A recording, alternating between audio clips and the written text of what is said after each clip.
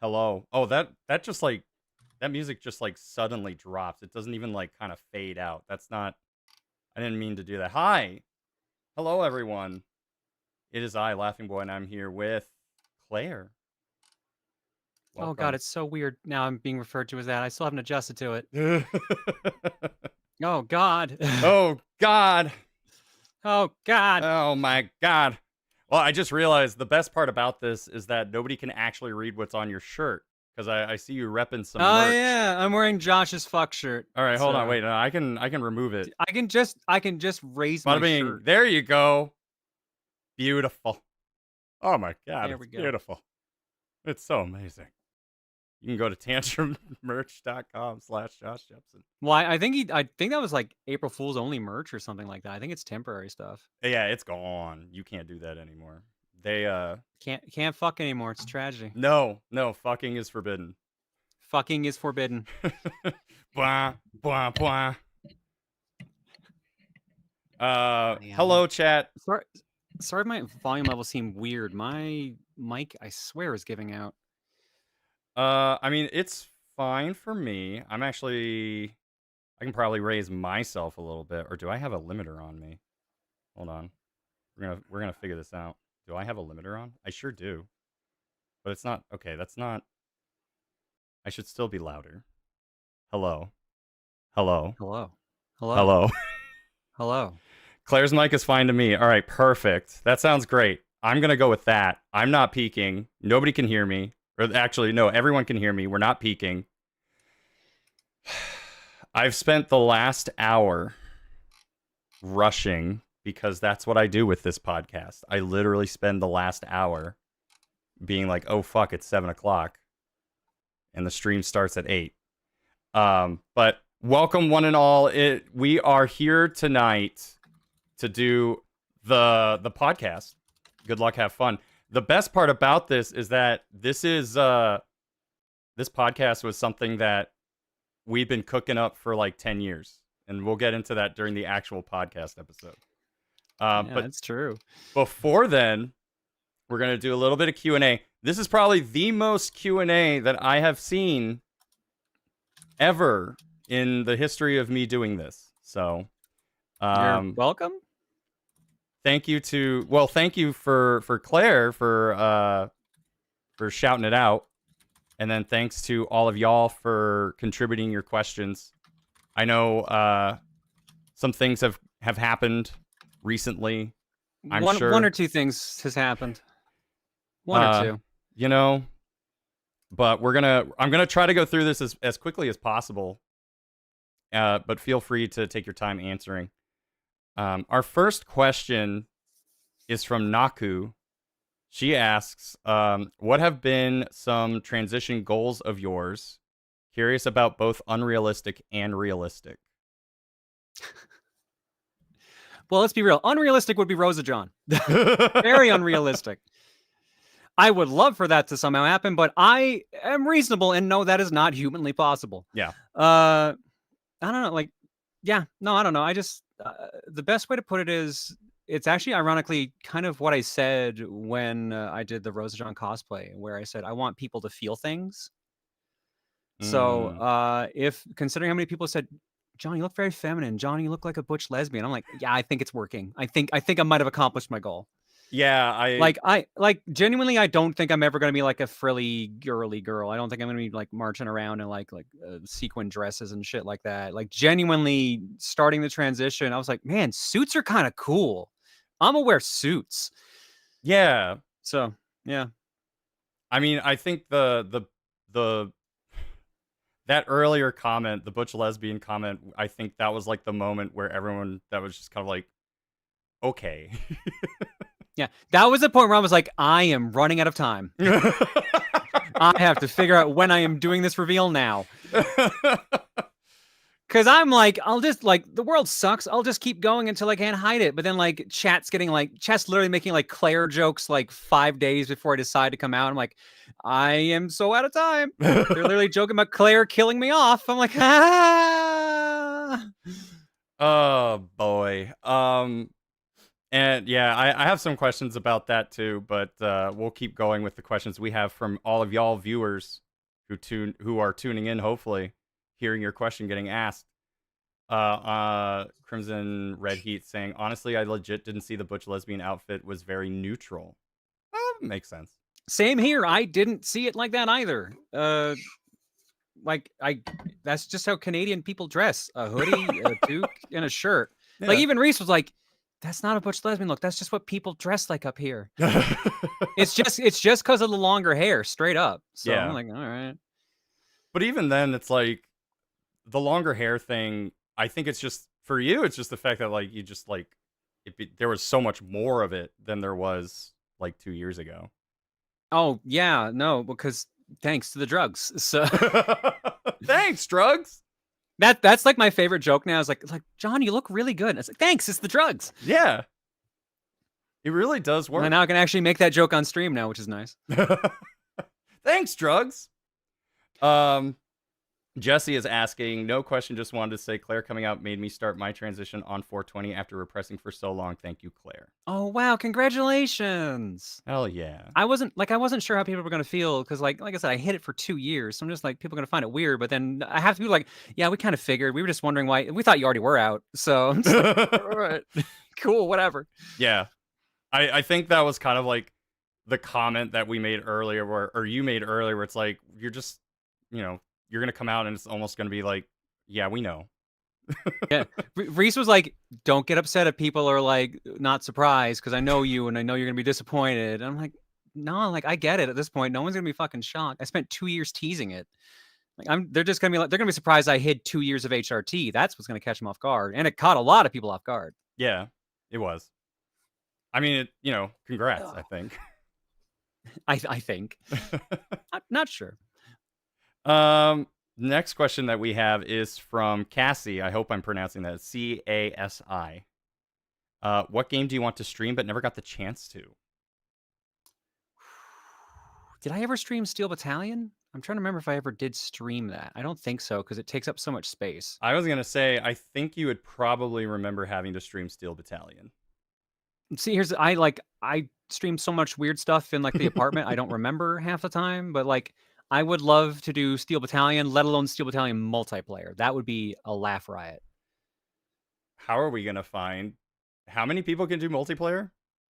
12. How are we going to find 11 people that have the Steel Battalion controller?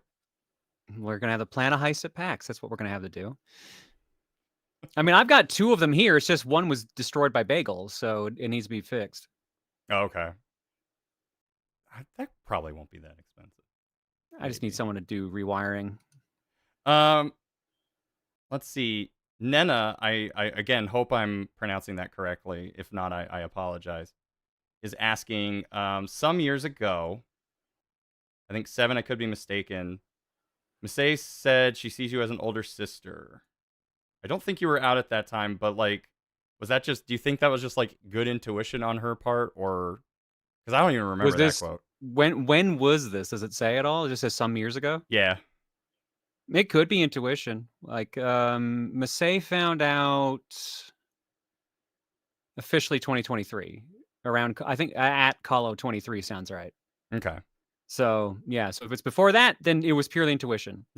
And or probably Pon or Rosa causing that reaction. So, I like this one. This is a good one.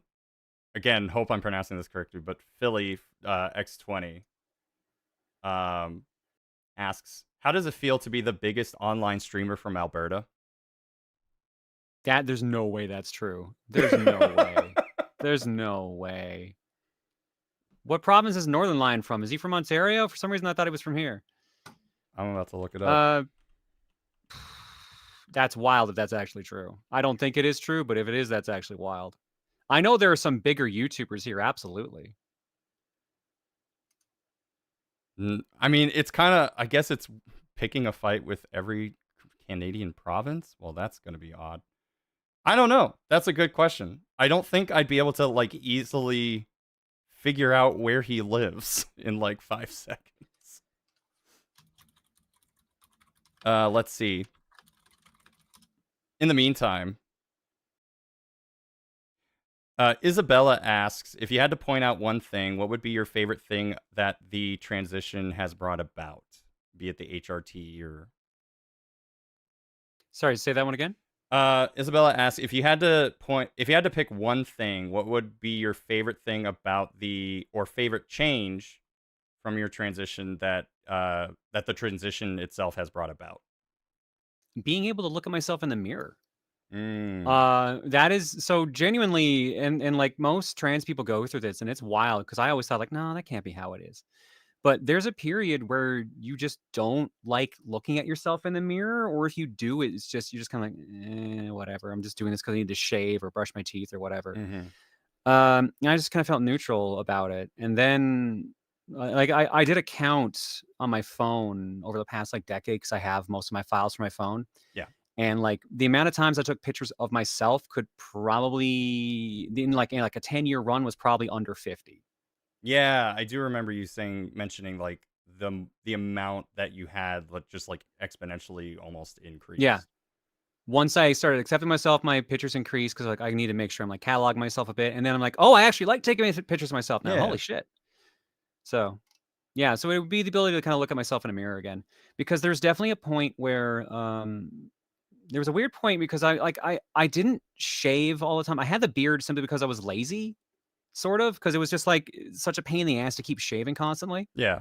I get it. But then there was one day, and I forget when this was, I had to shave because completely because I fucked up trimming, and, I went clean shaven and then looked at myself in the mirror, I'm like, "My face looks like a woman's. This is making me very uncomfortable, and I will not process why."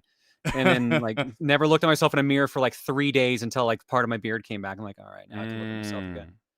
And now it's like, if I go, like, because I had to do electrolysis and you have to not shave for a while, um, so I have to, like, wait, like, 5 days, I think now before my session, I have to shave. Oh. So, when I do that, I'm just like, "Okay, it kinda sucks." I feel a bit dysphoric looking at myself in the mirror because of the facial hair, but I'm Hmm. lucky my facial hair is so light, it doesn't usually stand out. No, I can't. Like, you can tell I have it here now, but, like, it's pretty light everywhere else otherwise. Yeah. I mean, personally, I can't see it, but I guess like when we've hung out like in person, yeah, I can. But it's like, yeah, you're right. It's not really that Yeah. noticeable. Yeah, it's like both the good thing and bad thing it's so light. 'Cause the bad thing about it is that I can't get laser done because laser would be faster, cheaper, and less painful, because they told me my hair tone is too light. Because when my hair grows in, it's basically blonde. Huh. So, and laser is designed to work on darker hair tones like black and like dark brunette and stuff like that. So Interesting. I didn't when know they that. saw, like, I went to a lady and she's like, "Yeah, I cannot do laser on you. It has to be electrolysis." I'm like, "Fuck, cool. 2 years of painful zapping in the face. I love it." um, we've got a question from Chow. Thanks to a local friend as well as the community you fostered, I've gotten more creative pursuits going again, like art and Nice. crochet. Do you have anything like that on the side that you do? Art, writing, needlework, things like that? My hobbies are becoming more social things now. So, like, I started fencing a month ago now, Yeah. and I'm gonna keep that up because my last lesson is technically this week. Oh. Um, I I am debating getting into martial arts for some reason. Like, that's more of like this is like an impulse feel, not a I am doing this next week kind of feel. Oh, But okay. that could just be some sort of sense of self-preservation or like, yeah, I really need to start getting in shape kind of deal. Um, but like as for like actual hobbies, I haven't gotten back into writing yet. I feel like the whole dream saga has been kind of kicking me to maybe I should start putting that into like some sort of writing. I'll do a Lego kit every now and then, but I'm on a dry spell for those currently. I've just been like there's like small things here and there I've been trying to get back into. I feel like now that the stress of hiding it all is gone now, like I'll actually start getting back into hobbies again. Cause like I spent the last 2 weeks playing Mortal Kombat and disassociating for a while, trying to ignore like what's coming up. Hmm. So now that like that pressure's gone, and once my body realizes it no longer like I've been sick, I think, because of all the tension from that. So I think once all that wears off, like I'll be fine and I'll get back into other things. But right now it's basically just fencing. Okay. I mean, it's nice to have really active hobbies too, especially like considering the fact that it's just so hard to do that kind of thing the older you get. Yeah. So I'm glad that you're able to kind of find something to do that's like physically enriching and something that interests you. I had to laugh the first time I went there. They're like, "Let's do a warm up," and it was like the most excruciating thing to do. And then last time I went to do a warm up, I wasn't feeling the greatest, but I Mm. ended up like I did the warm up, and I was like, "Oh wait, I can do this way easier now. What the fuck?" Yeah, it's crazy that as Because soon as like you work out just a little bit, your body's like, "Oh, okay, fine. Yeah, sure." one of the ones they have you do, I'm gonna try to see if I can do this with my hands as best I can. They want you to like cross over your leg and then swipe over, move, and keep like crossing your legs back and forth while you're running sideways. Oh, And like the first few times I did, I could barely do it, and now I'm like, okay, this is easy peasy now. yeah. That's crazy. Yeah. That The feels only thing rough. the only thing that's holding me back right now is just like my thighs will just start burning a little too fast. That's okay. I do kind of wonder how the transition would change the way that your body then processes fat in that term too, because that Yeah. might wind up Well, making it things a retains little fat wonky. now. It retains fat more. So Yeah. that's why like I lost all that weight a couple years ago because of my ADHD meds. And now it was slowly coming back before I started, and now it's like coming back a little bit because that's I just women just lose weight slower. Yep. It's harder for women to lose weight. So and it tends to go to, the usual spots. Hmm. So like it's slightly different. It's funny because like my stomach has gotten smaller, but it's still like I still need to work on it. But like I'm just like, wow, everything else got bigger. So this is kind of weird to get used to. It's a weird counterbalance. Yeah. Like genuinely now when I walk, I'm like, I can tell my weight balance is different. This is weird. Weird. Yeah, that is interesting. We have a question from Sky Kid. They're asking, first off, I had a heart attack finding out through Pizza Rolls post by Josh. Absolute funniest way to start my morning. And I I burst apologize. out laughing seeing that post. That was just so funny. The the way that I found out was a member of my chat basically came in and was like, so Claire's doing this, and I was like, huh? Like today? Right now? Well, I wasn't going to announce it. What was I supposed to do? Well, my favorite part too was that you were like, no, they were just kind of like, she said it's because it's egg day, and I was like, fucking hell. Well, I was right because here's the thing: 420 is my HRT anniversary, and it was on Easter. And I'm just like, I'm never gonna get a better opportunity. Mother's Day is probably the next best opportunity I was gonna get, and even then, that was it's pretty loose. So I'm I like, yeah, no, if I wasn't doing Rose's birthday, it's got to be 420. It's got to be yeah. Easter. I'm glad you chose that and not Mother's Day because like all the mommy stuff you wouldn't live it down. Oh Ever. my god, yeah, no, I had to laugh now. Everyone's like, oh, the mom stuff's in completely different context now. Fuck. I'm like, yeah, yeah, enjoy it, A bitches. little Yeah, it's bit. great. Anyway, to continue on, and I'm gonna paraphrase this a little bit. I do see you in chat, Sky Kid, but let me go. I'm an 18-year-old trans man in the UK. The fourth anniversary of me no longer being in denial is in a few days. Online, I've lived fully as Congrats. myself since then, but IRL, I've been hiding twice as long as you had been. I've always known that I wanted to tell my family, but things always kept setting me back. You coming out, watching your VOD about your experiences, giving me the courage to finally get my health sorted out and hopefully tell my mom Oh and hell my yeah, siblings about everything. nice. Do you have any personal advice about coming out to people in person? I have a lot of anxiety about it, and I worry about all the explaining I'll have to do. You will have to do a lot of explaining. You will have to. There's no way around it. Because if someone doesn't just see the signs right away, they're gonna like, what? This is news to me. Yeah. And I had a couple times like that where I'd be like, yeah, yeah, no, like you're surprised. That was kind of the point. You weren't supposed to know. Uh so basically my biggest advice is don't feel bad if it goes bad. Not every time will go well. I can attest to that. Uh just try to be patient with people. Some will struggle, a lot will honestly struggle. Just be patient with them, explain as best you can. They'll probably ask things like, "Are you sure? Like, have you gone talked to like specialists? Have you talked to your friends about it? Have you looked into like the side effects of thing?" Like you will be asked a lot of questions. A lot. Mm, And like it's kind of what just comes with it. So basically, I know you'll have anxiety about it. That is very normal, but you're gonna have to just learn to be patient with people and be okay if it goes bad. Mm. Yeah, It sucks to say, but it is true. that's understandable. Yeah, I like Faylina. You unintentionally started the greatest Easter egg hunt, except that was the entire intent of the hints. So I didn't think about the fact that I was revealing all the hints on Easter, and so when I saw someone mention you've created an Easter egg hunt, I think it was Faye, I I burst out laughing. I was like, this is the best way this could have gone. This is incredible. Super unintentional. And then the Pope died. Yeah. That wasn't part of my plan. Oh my god. Let's see. Sarah in chat saying, not a personal experience, but friends of the family. Luckily, I was raised in a fairly open-minded environment because a few church family friends had kids my age come out in college-age adulthood. Yeah, I mean, That's good.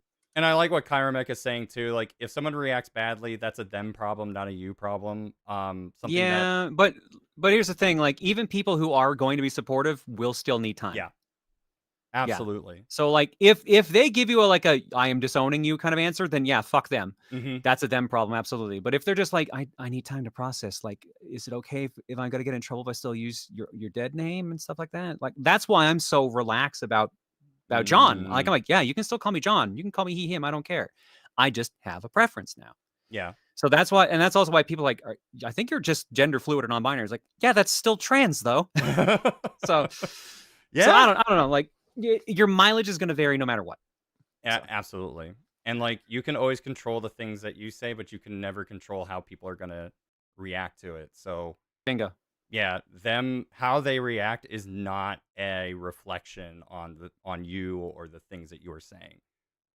So let's see. Anonymous asks, how have you attempted to balance out a set structure and schedule? I like this one. So fortune cookie game clearing being on every Saturday and Monday versus more unconventional relative to your channel stream ideas.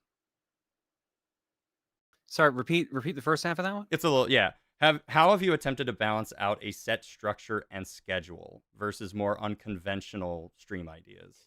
Well, so here's the problem is if you don't have a solid schedule, you're going to get less attendance because people won't know when to show up. Right. It's why like Monday, Wednesday, Saturday streams have decent turnout, and then when I do a Tuesday or Thursday stream, it's like super variable. Yeah. So yeah, it's just a case of like, what do you think works? Like, I feel like Cookie being on the weekend when people don't have to work or don't have school to worry about, I think that just stays. That should never change. Like maybe a Friday instead at best. Mm-hmm. But like other stuff, I forget why I started doing specifically game clearing on Mondays. I think that was just a case of like, well, it's the start of the week, so let's like make it work. Where we're trying to just work through a game the first time. I think that was my logic. And then Wednesday just was like, I don't have any other rigid thing to put in there, so let's just make that the actual variety day. Yeah, that makes sense. So yeah, I have been wanting to tweak the schedule a little bit, not just because of coming out and all that. I'm just like I always try to start it earlier than I do, but my sleeping habits kind of fuck it up. That's why I always start so late. Mm-hmm. But I want to try to at least get one day where it's like normal human hours. But the problem is like I don't know what day to do that on simply because everyone else usually streams around the times I don't. Like if like Friday would be a good fit, but Stephen and Mal stream during then, Reese usually streams during then, etc. I could do Sunday, but that would mean I just did a 6-hour stream, went to bed, woke up, and then I'm back to streaming again. Yeah. Unless I just do a smaller amount, which I guess I could start doing that. That's not terrible. But then that's 3 streams in a row as well too, because then I have Monday. Yeah. The problem is I spaced out my stream schedule intentionally, so I had breaks between streams, and now that makes it almost impossible to add in more without doubling down on my work. And that's kind of how I felt about it too. I'm in a different situation where I'm not like a full time, but when you think about the amount of work that goes on outside of just the streams themselves, yeah, it's like I kind of created a schedule because I had to. What's so funny? I just laughed at Ryu Saber said, but wouldn't catering to normal humans alienate the majority of your viewership? That's actually I mean, it's funny. It's really funny. It's funny, but here's the problem. doing hardcore changes like that does mess with your viewership a little bit Yeah, because no, genuinely. they are used to and are available during those times. It's almost like when you stream at a completely different time, you're kind of hoping that the regular crowd tends to show in like no matter what. But then a lot of the people who are just kind of used to you streaming, for me, I think you start at like 8 or 9 o'clock at night, and then you go on Yeah. to like 3 in the morning my time. Yeah, I usually start between 7 and 8 Mountain Time. So Yeah, so I'm just kind of like, I mean, I remember when I had all notifications on for the VOD or the VIP room, and I would like yeah, wake up and I'd see messages at like 5 in the morning. I'm kind of like, what the hell, guys? This is like 3 hours before I wake up. that's why I turn off all sound notifications. Mm-hmm. It helps. Let's see. Let's keep rolling. I have so many questions. I'm gonna try to maybe incorporate a few of these into the actual episode, but I do apologize. We had so many. We had about 43, I think. Oh shit! All right, Yeah. nice. So unfortunately, I was not gonna be. I'll bring you back. We'll do more. It only took 10 years for this one. What's another 10? See you in 2030. Let's see. Here's an interesting one from Elizabeth. Hi, Claire. Been a big fan for years as a fellow trans woman in her 30s. I would like to know, is there a specific skincare routine you do? I've wanted to know as your skin looks so nice, and I've struggled with my own issues with that. Thank you. It's the drugs. So yeah, no, I actually am doing a skincare routine. Reese got me into it. I'm trying to remember exactly everything I have. I think I have it in my phone. Hang on, you might hear Reese for a second. I think it's a rice water, like a rice water cleanser. And then I think it's centella oil after that for my serum. And then I do hydrolonic acid for like a moisturizer. And that's the usual 3 that I do. Mm-hmm.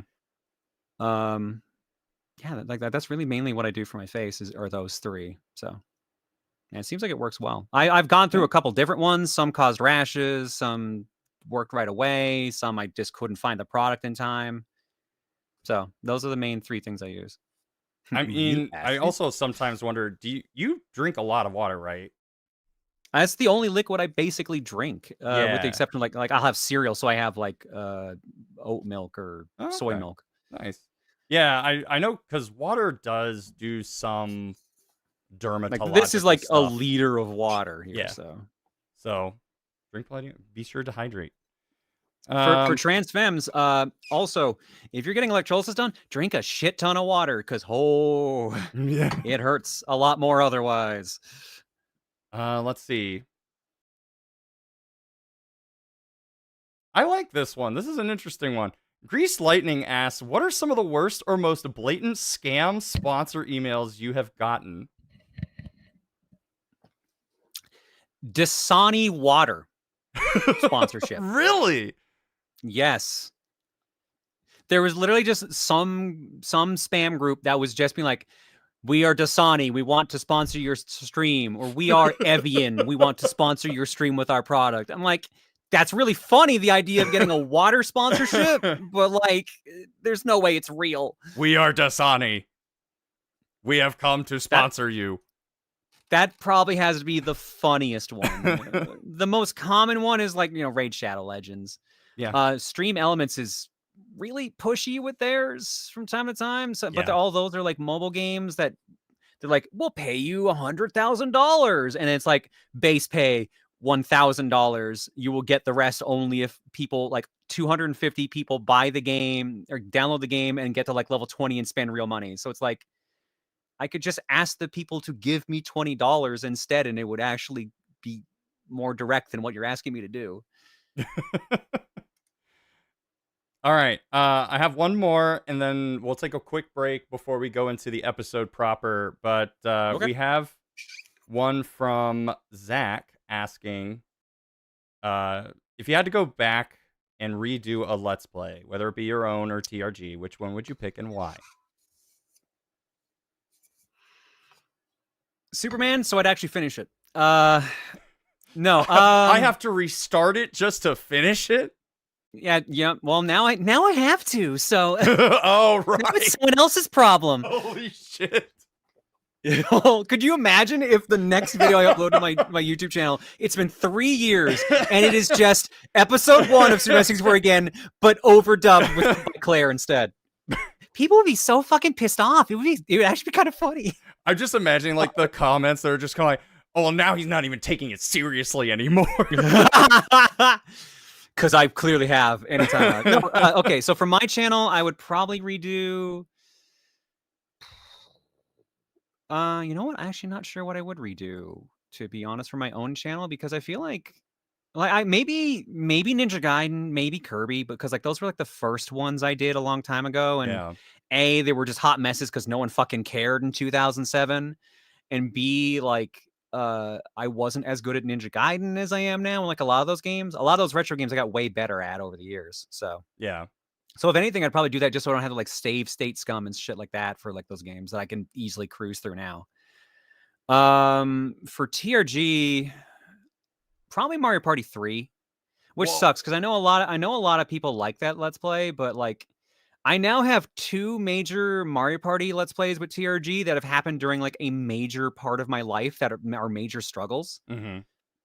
And like if the game is pushing my buttons, or if some of the players are pushing my buttons, it really stands out. So like Mario Party 3 sucked because I had just broken up with my girlfriend of 5 years.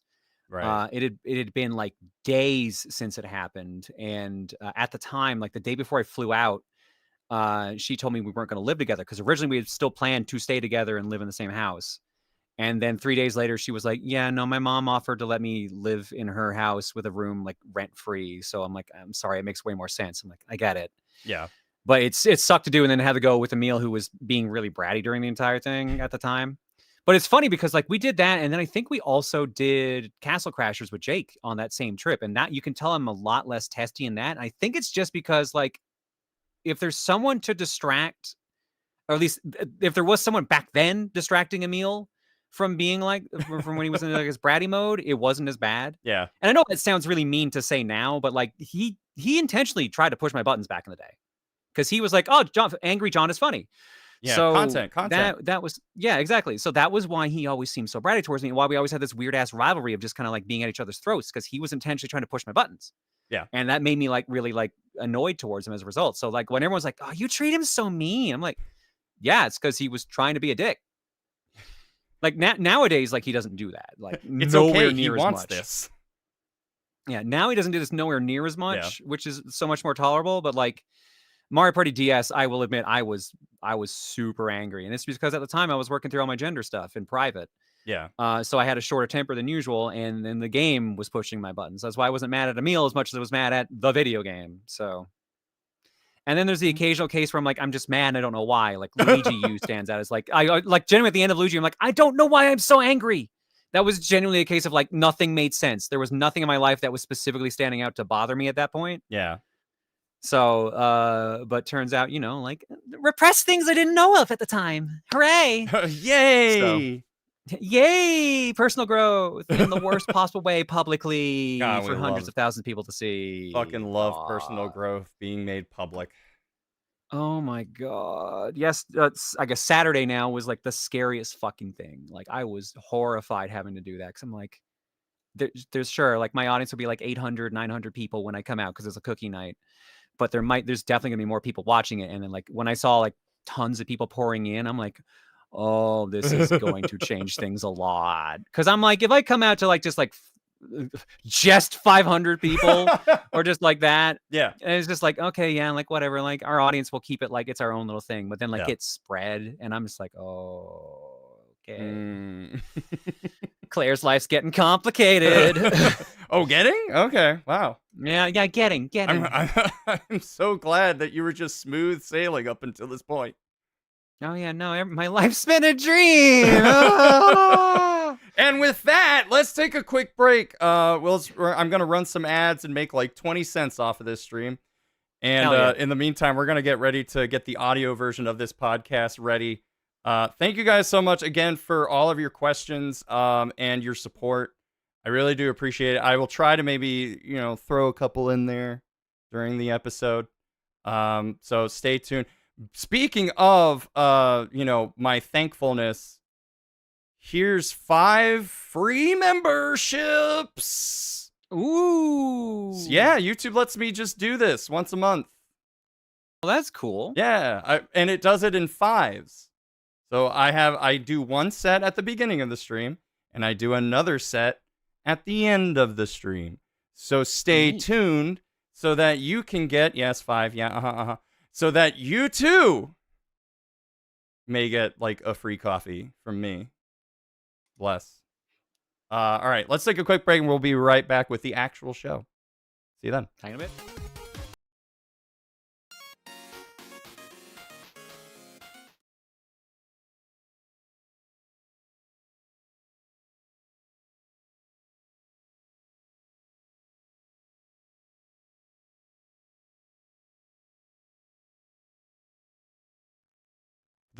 The intro didn't play like at all. Hi.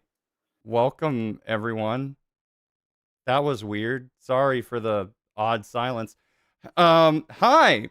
Yeah, rip intro. Thank you. Welcome to our very first episode 2 of our new podcast, Good Luck, Have Fun, where we've taken the best parts of both Let's Talk and Dialogue Box and merged it into a more fun, casual, yet informative conversation about our Oh, it has to be lives. informative, damn it. Do it! Okay, fine. Anyway, we'll add it back in post. Yeah, Dan, can you do the intro again? This month, my guest is YouTuber and streamer. You can find her on YouTube and Twitch over at ProtonJon. It's Claire. Hi. Hi. How you doing? If you didn't know about that whole thing, surprise. Surprise! Because it's still kind of new. Yeah. I mean, look. Welcome, YouTube. Are we all? When you put up the thumbnail and it said Claire on it, I'm like, oh yeah, that's out now. I keep forgetting that. I'm just like, why are you? Oh right, no, people know now. Shit. Okay. Well, it's funny because it's like there have been so many times over the last like maybe couple of months where somebody will bring up your name either in like some chat or some collab thing, and I am so close to just like accidentally calling you the correct pronoun. Yeah. And some people have slipped up and they have definitely said she in certain situations, and they'll either correct themselves or they'll just like move on and say he or just go back. So this is like a breath of fresh Jiggy air. straight up said she or they, I forget which, I think it was she during Coliseum 24. Yeah. I was actually It was like a day or two after I told him. I'm like, dude, come on. He reminded me of that. We actually had dinner yesterday because he was in town. Oh, okay. So he was just kind of like, yeah, I accidentally slipped up. What a jiggy move. It was affirming, but man, I was just like, damn, dude, right out of the gate. Also, all right. Shut the fuck up, man. But I'm proud of you. But also quit. The only reason I probably got away with it so long is that I had muddied the waters so much. So like people were either like, you're an egg in waiting, or just like, oh, that's just another John thing. No, John just like that. You know, it's fine. It's whatever. Yeah, Claire, do you want to play Zelda with me? Oh, sorry, John. I meant. Oh my god. See, the funny thing is, I've almost called myself Claire multiple times on stream beforehand. I think you have. Mm-hmm. There have been a couple of times where I remember hearing it on stream, and I was just kind of like, well, no, so like usually if you heard me say Claire on stream, I was referring to the Dreamwatch girl. Yeah. But there's definitely a couple streams where, like, I think the Monu stream is the one that always stands out to me, because I typed in Claire as a character's name. Right. It was a Valkyrie type character, and I typed it wrong, and then I said, oh, I can't believe I spelled her name wrong. Like, genuinely, you can hear that I said my, and I played that for people on Saturday, and they're like, how did we not catch this? I mean, and someone did catch me on. They even asked, like, I thought for a second you said you were going to say it was your own name. And I'm like, yeah, I've just been heard so many times in dreams. Like, it happens. Gaslighting chat. It was for my family's safety. So, I mean, like, it kind of counts. It counts. It's okay to gaslight sometimes. When you put it like that. So on that, so this podcast episode was supposed to happen 2014, Oh my 15? god, No, yeah, it's it a 15. long time ago. Yeah. The very first time I met Claire was at MagFest, I think Magfest. 2015, and Sounds right, yeah.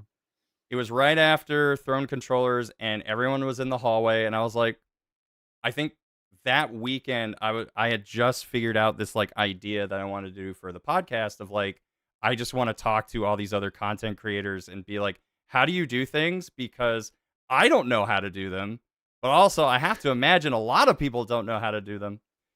And so yeah, I talked to you, I talked to Tim, Emil, Massey, um and Reese, but I think Yep. Reese was more so just like, "Oh, don't worry about it." And I was like, "Oh, okay."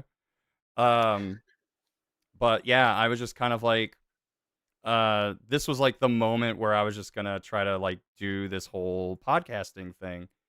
And so with everyone being out in the hall, I was like, "This is perfect."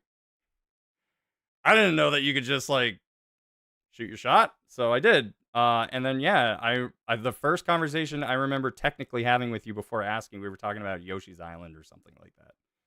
So Yeah, because I probably was doing the LP around that time. yeah, you were. And I think some Yeah. other people were talking about like, are you gonna do like Yoshi's Island DS? I can't remember if New Island was a thing at that point. So If it was 2015, yeah, because that's the year I moved. It would either came out that year or it just come out, because I remember it was in the apartment when I played that. yeah. Okay. So pretty much, yeah, we were just talking about like Yoshi's Island on the SNES being like the best one, and then I was just kinda like, by the way, you don't know me. And then 10 years later, we just literally kept honestly, it's more so my fault. I just kept putting it off because I was like, I was trying to finish all these other interviews that I had been doing, and I was so slow because the editing process just got more laborious. And I just was like, I don't want to. I don't want to keep. I shoved myself to finish. The only reason why Let's Talk is dead is because I don't want to edit. That's the only reason. I mean, that's fair. Yeah. No, that's why when I do LP stuff now, I'm just like, can someone else please edit this? Mm-hmm. Because I that's what partly led to me being burned out so fast on the reboot was I was doing 3 streams a week and 2 YouTube videos a week, and Yeah. like Time Thief was editing one of them, but I was editing the other. So I'm like, I have to sit down and record like what's a Game Boy game I'm gonna play through in the entirety this week. So like I need a short game I can work through. And then I gotta practice it a little bit, make sure I'm like good enough to do it. Then I can just hold a conversation during it. And just like I'm putting all this energy into what was supposed to be just low energy, like LPs and stuff like Mm-hmm. that. And I'm like, wow, I'm miserable. And because like Metroid, like I did Super Metroid because I'm like, I want to be ready for Metroid Dread, and I've gotten pretty good at Super Metroid now. And as Dread came out, I'm like, I have no free time to play this, and I feel miserable. And my therapist is like, you might want to let some things go. Yeah. And then I was like, yeah, you know what, fine. And then I'm like, I mean, why am I so like short tempered on anything? Why am I struggling with everything? And then this was, I think, around the time where I had been like, what year did Dread come out? Was that 22? Because if that was 22, then that's very close to when I put everything together. I thought it Uh, was after. Metroid Dread is 2002. Wait, no, it's not. No, Yeah, it's 21. 2021. Never mind. Never mind. Uh, yeah, no. So that's a couple months after my egg cracked. Because while I say like 6/9 is the day my egg cracked because of the 420 thing being real, I don't actually remember the date. It's probably closer to October than it was actually closer to June. Yeah. I think I just know it was somewhere in the summer. So like I was also being like, what do I do with my life? Oh no. So like I kind of had a couple things going on in the background where I'm like, I don't know how much I can juggle these plates anymore. No, that makes sense. You're just completely out of spoons to carry all those eggs. Yeah. I feel bad because genuinely I should have just put a message of being like, hi guys, I'm burnt out. I need to take a break. Instead of being like, I think I said I'm taking the week off so I can play Dread, and I'm feeling. I think I said like I'm taking the week off, no episode this week because of Dread, and then I never posted a response back because I felt guilty. And now Mm, it's been like 3.5 years, and I'm like, I can't go back without saying like, hey, there's going to be a video in X date, because I feel like I have to make up for being gone for so long. But also, it lines up so well with all my gender shit where I'm just like, well, now it makes sense to me now. Maybe now that I figured it out, I'll actually have the spoons to do it, but I'm still struggling with things because, like, I think in the time span of then and now, I figured out my ADHD, I figured out my gender. Um, yeah, like like gone through a bunch of major life shit. I'm just like, do I have the spoons now? Like, what else is going to get in the way at this point? I mean, something that's been interesting is that for me personally, I've only done 2 episodes of this podcast so far, and both of them had Yeah. to do with some kind of relaunch. Last episode I did was with Masay, and this was right the same month that she, Did her relaunched reboot? as a VTuber. Yeah. And talking with her about her experience, she had a very similar vibe, and it was just kind of like, there's just something about the LPs and how I think a lot of like the old guard is starting to kind of slowly drift away because they can just do those things on Twitch, and it's a lot easier, and you don't have to go through this like editing process. You don't have to worry about like, oh, is this video going to do well because like of the way YouTube is working. And Yeah. it was the same thing. She was just kind of like, if I didn't do a rebranding, I was just going to quit. And now I'm not saying that you're saying that if I didn't come out, I was going to quit LPs. That's not what I'm saying at all. No. But it's this idea that you're having too, where it's just like, I don't know what's happening, but like, there's just this misery involved with doing the YouTube thing, I say, as I'm streaming this off of youtube.com/LaughingboyLP. But whatever, you Yeah. know? I mean, I always felt I was better at streaming anyways, like, especially when I was starting to do it, I'm like, this is a lot of fun. I feel like I feel more natural at home here doing this versus like pre-recorded content. Yeah. But I think it's partially because with pre-recorded content, my perfectionism always kicked in. I'm like, what can I do to make this better? And sometimes that worked out in my favor. The Battletoads race is the perfect example Ugh, so because good. I thought those videos were going to be absolute dog shit. So I'm like, I got to do something to make it interesting. Let's mix in all the Battletoads soundtracks and then let's make up this achievement setup. And that ended up being a case of like people still remember that to this day. Yep. Like, so I'm like, okay, cool. That perfectionism was great there. But then there's other shit where I'm like, Superman should have been done like a decade ago. But I'm like, I need to top my previous thing. I actually literally interviewed someone who actually worked on the game. I need to top this somehow. And then it's like, you can't. You're locking yourself in a loop. Please stop doing this. You need to move forward. I mean, that's the crazy thing, because if you hadn't done that, I wouldn't be doing this with you right now. Because when I started doing YouTube stuff, I mean, originally I was doing like a fake Adult Swim bump cards and stuff like that. Yeah. And I went from that to starting, and I started doing Rock Band videos, and that's how I started getting a capture card and things like that. And then all of a sudden, the people that I was in that Rock Band community with, they started doing Let's Plays. And I was just like, what the hell? Like, what is this? This is weird. Like, why would I literally was that guy that was like, why would I want to watch somebody play video games when I can just play them? And then I think it was like Kotaku Australia that posted your Let's Play. And specifically because you had gotten somebody from Titus to come one of the out owners and, of Titus. It was like Eric Khan. Yeah. And so the fact that like you created this hook of, I'm playing this game, but I'm also talking or sharing developer stories of the creation of it. I was like, oh, that's cool. And then I think honestly, like your vibe, I really enjoyed just like the chill, calm, sarcastic nature of your commentary. And then I went and saw Battletoads. And so I went from the Superman 64 LP to calm in Battletoads. nature, just like screaming like a banshee. So, yeah. Well, I mean, that's how I found Tim, because I really liked all the musical references, and just every time he messed up and it was just like, shit. So I don't know. That just resonated with me for some reason. And that's how I met a lot of the people in this community, was honestly because of you. So if you hadn't decided to be a perfectionist and like found, if I hadn't ruined my life, I wouldn't have been doing. Then you wouldn't have ruined mine too. Yay! Yay! Oh my god. but yeah, it's I think there's a lot to talk about there too, because this was originally what I wanted to talk about when we had first met, where I was just kind of like, let's talk about YouTube and stuff like that.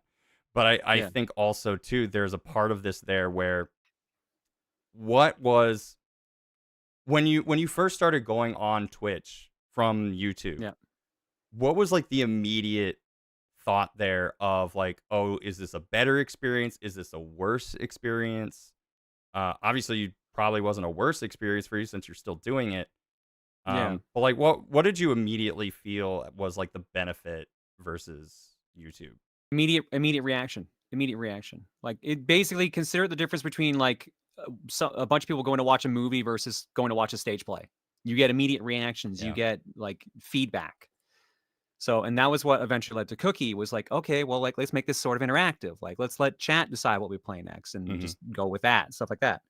So, like, it originally I just did it because I needed something to do because the breakup had happened. This is around Mario Party 3 time again. Oh, I needed something to do, distract from myself, because like we were living in the same house and both of us were basically shut-ins, for lack of a better term. Like I at that time, YouTube and TRG was my job, and she was working retail. She was managing a store.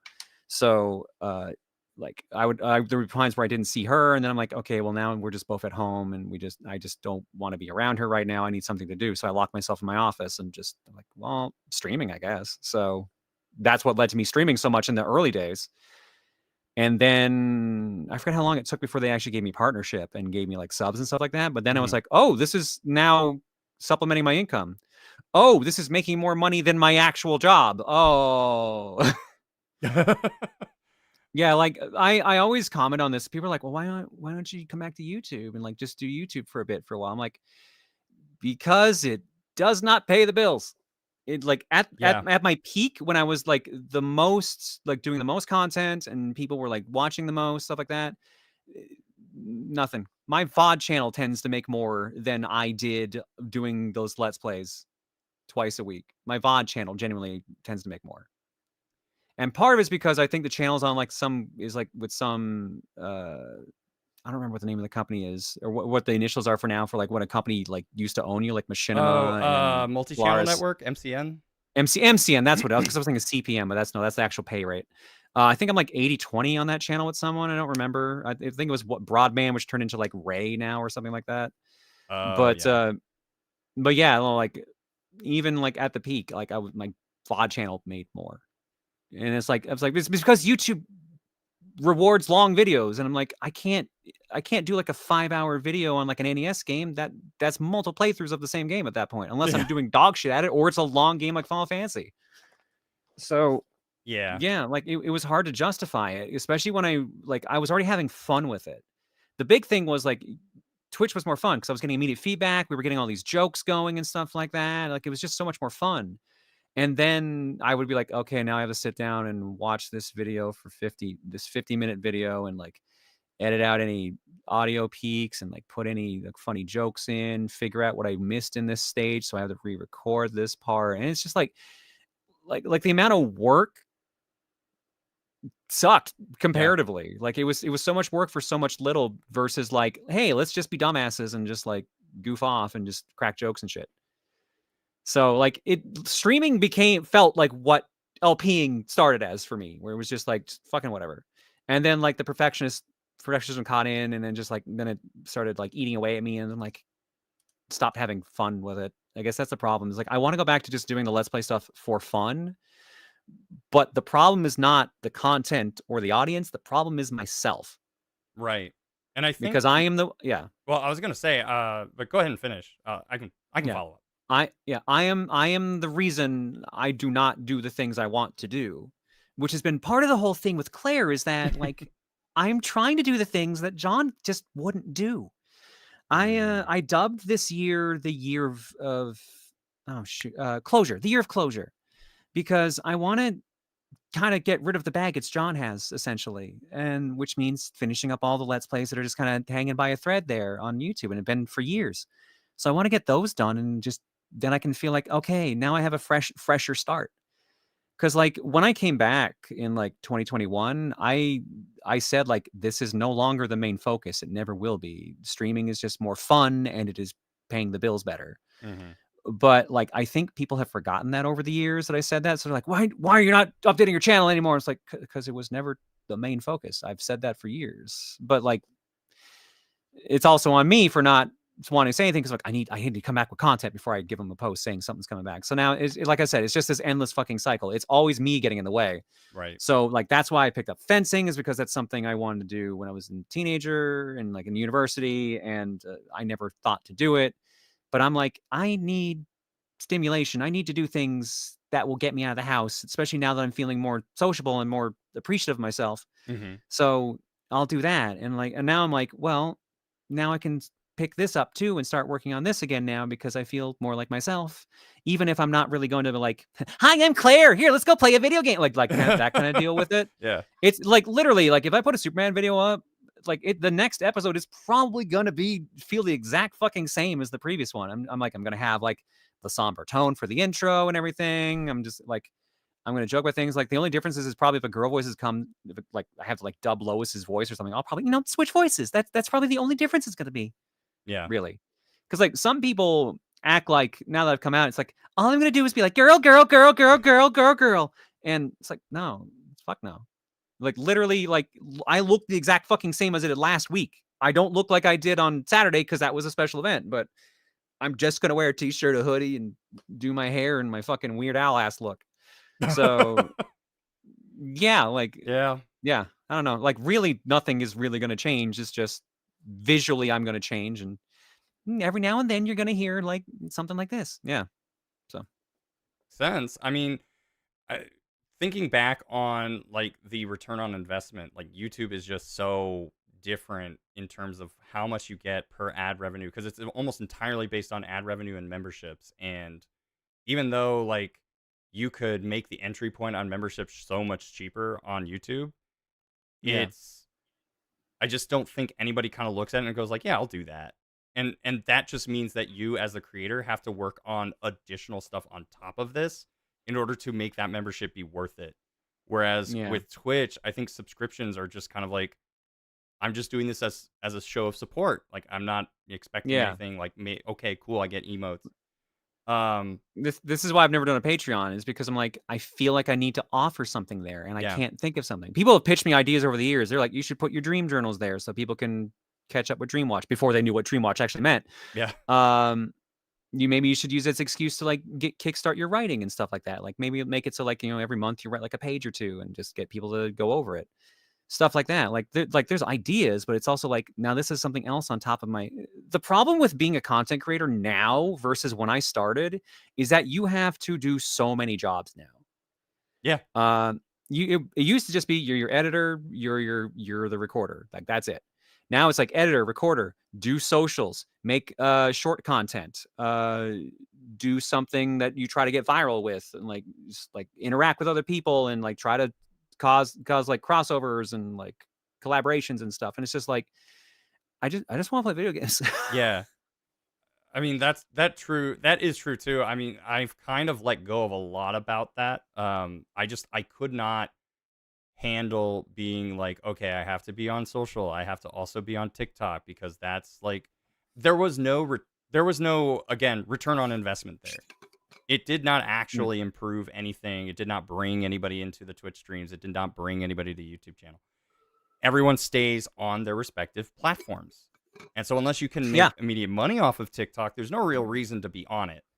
I, But yeah, the other thing too is like Twitch is such an immediate return on investment because once you start getting the affiliation, I mean, I've made more money. I've probably made 1,000 times more money on Twitch than I have on YouTube. And I've been on YouTube since 2011, 2012.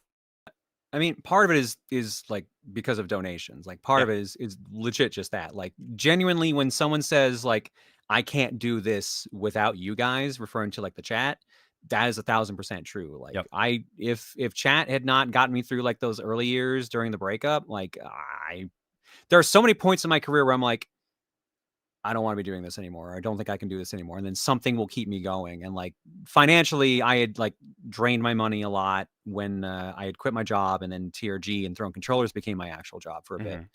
Because I was like, well, I got to do my own like my own solo content to supplement it, and I just couldn't bring myself to do the videos. Like I would do like Donkey Kong for the Game Boy. That playthrough was fun. I love that game, but the battery in my cart was dead. So because I was actually playing it on Super Game Boy, I had to replay the game every time I wanted to record any part of the game, and I was doing 2 worlds at a time.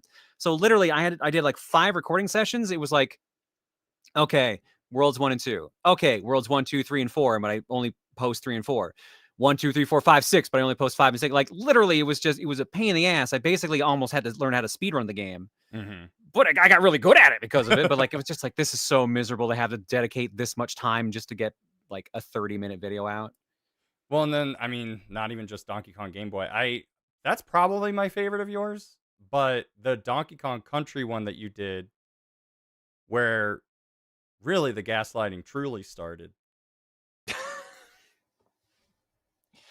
That I love that playthrough. That I'm so glad that when I came back, that was one of the ones I chose to do. That Yeah. was absolutely passion project. That was And that like shit like that is the shit I enjoy. It's just like sure, sitting down and just talking over a game is great and all, but like mindfuckery like that is like, super fun. Like I don't want to do that all the time, but every now and then it's just a little fun thing to do. yeah. I think I talked about this during the actual coming out stream, but I had pitched an idea of a pseudo sequel to it because I was like, how could I let's play actual just standard Super Mario World because of my ROM hack history? Like people would find it really weird if I just did Mario World. So I was like, well, then maybe we just make it a kind of another fuckery thing. It was going to start as a standard LP, but what was going to happen was, like in Yoshi's Island 2, like this, like the stage you can start with, like on the Mm-hmm. right, there's a way to force a credit skip, Oh. and it's actually sort of doable by humans. Like it's a little tricky. It's easier to do a task, but like Yeah. humans have found a way to make it happen. Mm-hmm. I was like, what if I did that? And then I made it so like that released like a demon or something. I think it was specifically what was going to happen is it shows you like the end screen with Mario, Luigi, and Peach.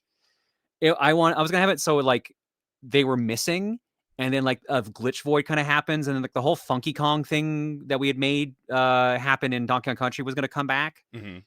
And then it was going to be that Rosa, or the femme voice I used during the playthrough, which I guess would still be Rosa, was jumping through multiverses trying to find a John that would actually survive the playthrough to actually try to capture and trap the Funky Kong that was kind of going through. So there would be just random times during the playthrough where like something weird would happen. It would seem like something is about to happen to like kill the commentator, and then it just like snap cuts to somewhere else where it's just a different version of that person playing the same game and nothing has happened. And it would just keep happening randomly. Just like, okay, something weird is happening in the game. This John is now about to be killed off. Like say, like you play through, like, let's say like the first castle, and like suddenly you start seeing like the stage deteriorate, like there's like lava blocks in midair, like bad hack shit would start happening basically. Right. And then it would just kind of end with him walking to endless void, and then like the effect would happen again, and then that person gets killed off, and then it cuts to another timeline. And then eventually Rosa would find a timeline where one of the Johns survived, where they kept going through it fine, and like they were meant to make it through. So there would be just like points where like the game would also be hacked again, where like the weird things would happen, but it would lead to like a campfire, and then there would be a conversation between the two of them. Like Rosa would have like a sprite and just be like, yeah, I'm in the game here, I've been watching you, and you seem like you have the best chance out of them all. And, like, because like this is also super early into like the multiverse stuff, Yeah. where like it wasn't super overdone like it is now. So it was gonna be like, like, you are the one that needs to finish this off so all the other Johns that are left can survive, because you're beginning to become like killed off. And then like there would be like these little interactions and stuff like that, but it would still otherwise be a full-blown playthrough of Super Mario World. And then it would end. I forget how I had planned the ending. I don't remember how I planned the ending where straight up it ended up being like a Pyrrhic victory where like both Funky and that John died, and then it just left Rosa. Because when I was thinking about that part, it was probably when I was like, I am not a cis man. But like, and the other plan was like that John succeeds, and then Rosa has to go to another game to help, or to another multiverse to help save the next group, or what, solve the next problem, etc. So it was going to be something like that as a cool follow up. But like I realized the amount of work it would take to hack the game like that, I couldn't do by myself. And I'm like, this is like super, super self indulgent compared to Donkey Kong Country, which was just me fucking around. Mm-hmm. So I'm like, this probably won't go over nearly as well for the effort it would take. No. All right. Yeah, basically, Lone Fire. It would be like the Jet Li movie, the one. Yeah, sort of. Except there wouldn't be any superpowers involved. It would just be like, yeah, you're just one of the lucky ones. Ultimate Yeah. lucky guy. I someday I hope to be able to do an idea similar to that, but man, if I'm doing that, I have to have like a full production team behind me, or I'm just shitting cash. So Speaking of cash, I did kind of want to go back to what you were talking about. God damn it, no. A platforming game where a trans lady has a campfire talk with herself sounds like it'd be really popular and make me cry. Boy, I wish that existed.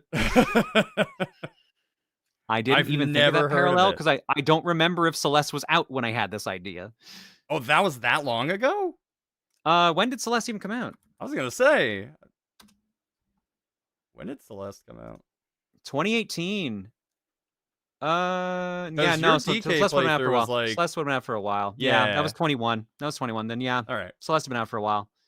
But I didn't know I was trans at the time. So yeah, I just knew something was off. Speaking of shitting cash, Uh-huh. I've one of the biggest questions that I've had on my mind ever since I had even thought about doing this before everything. Yep. Because you used to be a full-time job person, you know, go and I used to have and gainful employment. yeah, Yes. yes. Thank you. Um what was the moment where you realized like, okay, I don't, and you kind of briefly explained this. What was the moment you realized that you didn't have to do like a full-time job anymore and you could just switch over to content creation full-time? The point where I made the jump off was only because of Emil. And I guess TRG in general, because we started TRG when I was working a job that was 7 days on, 7 days off, 12-hour shifts a day, and they were either 7:30 p.m. to a.m. or 7:30 a.m. to p.m. You would do like 1 week of night shifts, a week off, and then a week of day shifts. You alternate back and forth, and that fucked up my body hard. Yeah. But it gave me an insane amount of vacation hours because you were working overtime every week Mm. because you were working well past 40 hours every week.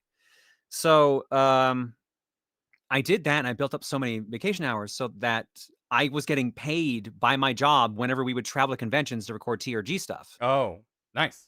And then halfway through the first year, I got promoted to a different group. So I was on an actual 9 to 5 schedule, but I still had all those vacation hours. So I started doing those, but I wasn't gaining any more. So it got to a point where I'm like, okay, so the main reason I've been able to pull this off so much is because I've had vacation hours to use and my team will let me do that. But when I run out, that means I can't do cons anymore. What do I do? And Emil and I talked back and forth because we had done like the first Throne controllers. It had been kind of a mess, but like the second one had gone over well and stuff like that. So we were like, the channel's doing well enough. Do you want to make it so that like you're an employee of the channel and your job is Throne controllers and doing videos? I'm like, okay, we can do that, but it's got to be comparable to my pay that I was getting at the job. Otherwise, I'm taking a pay cut.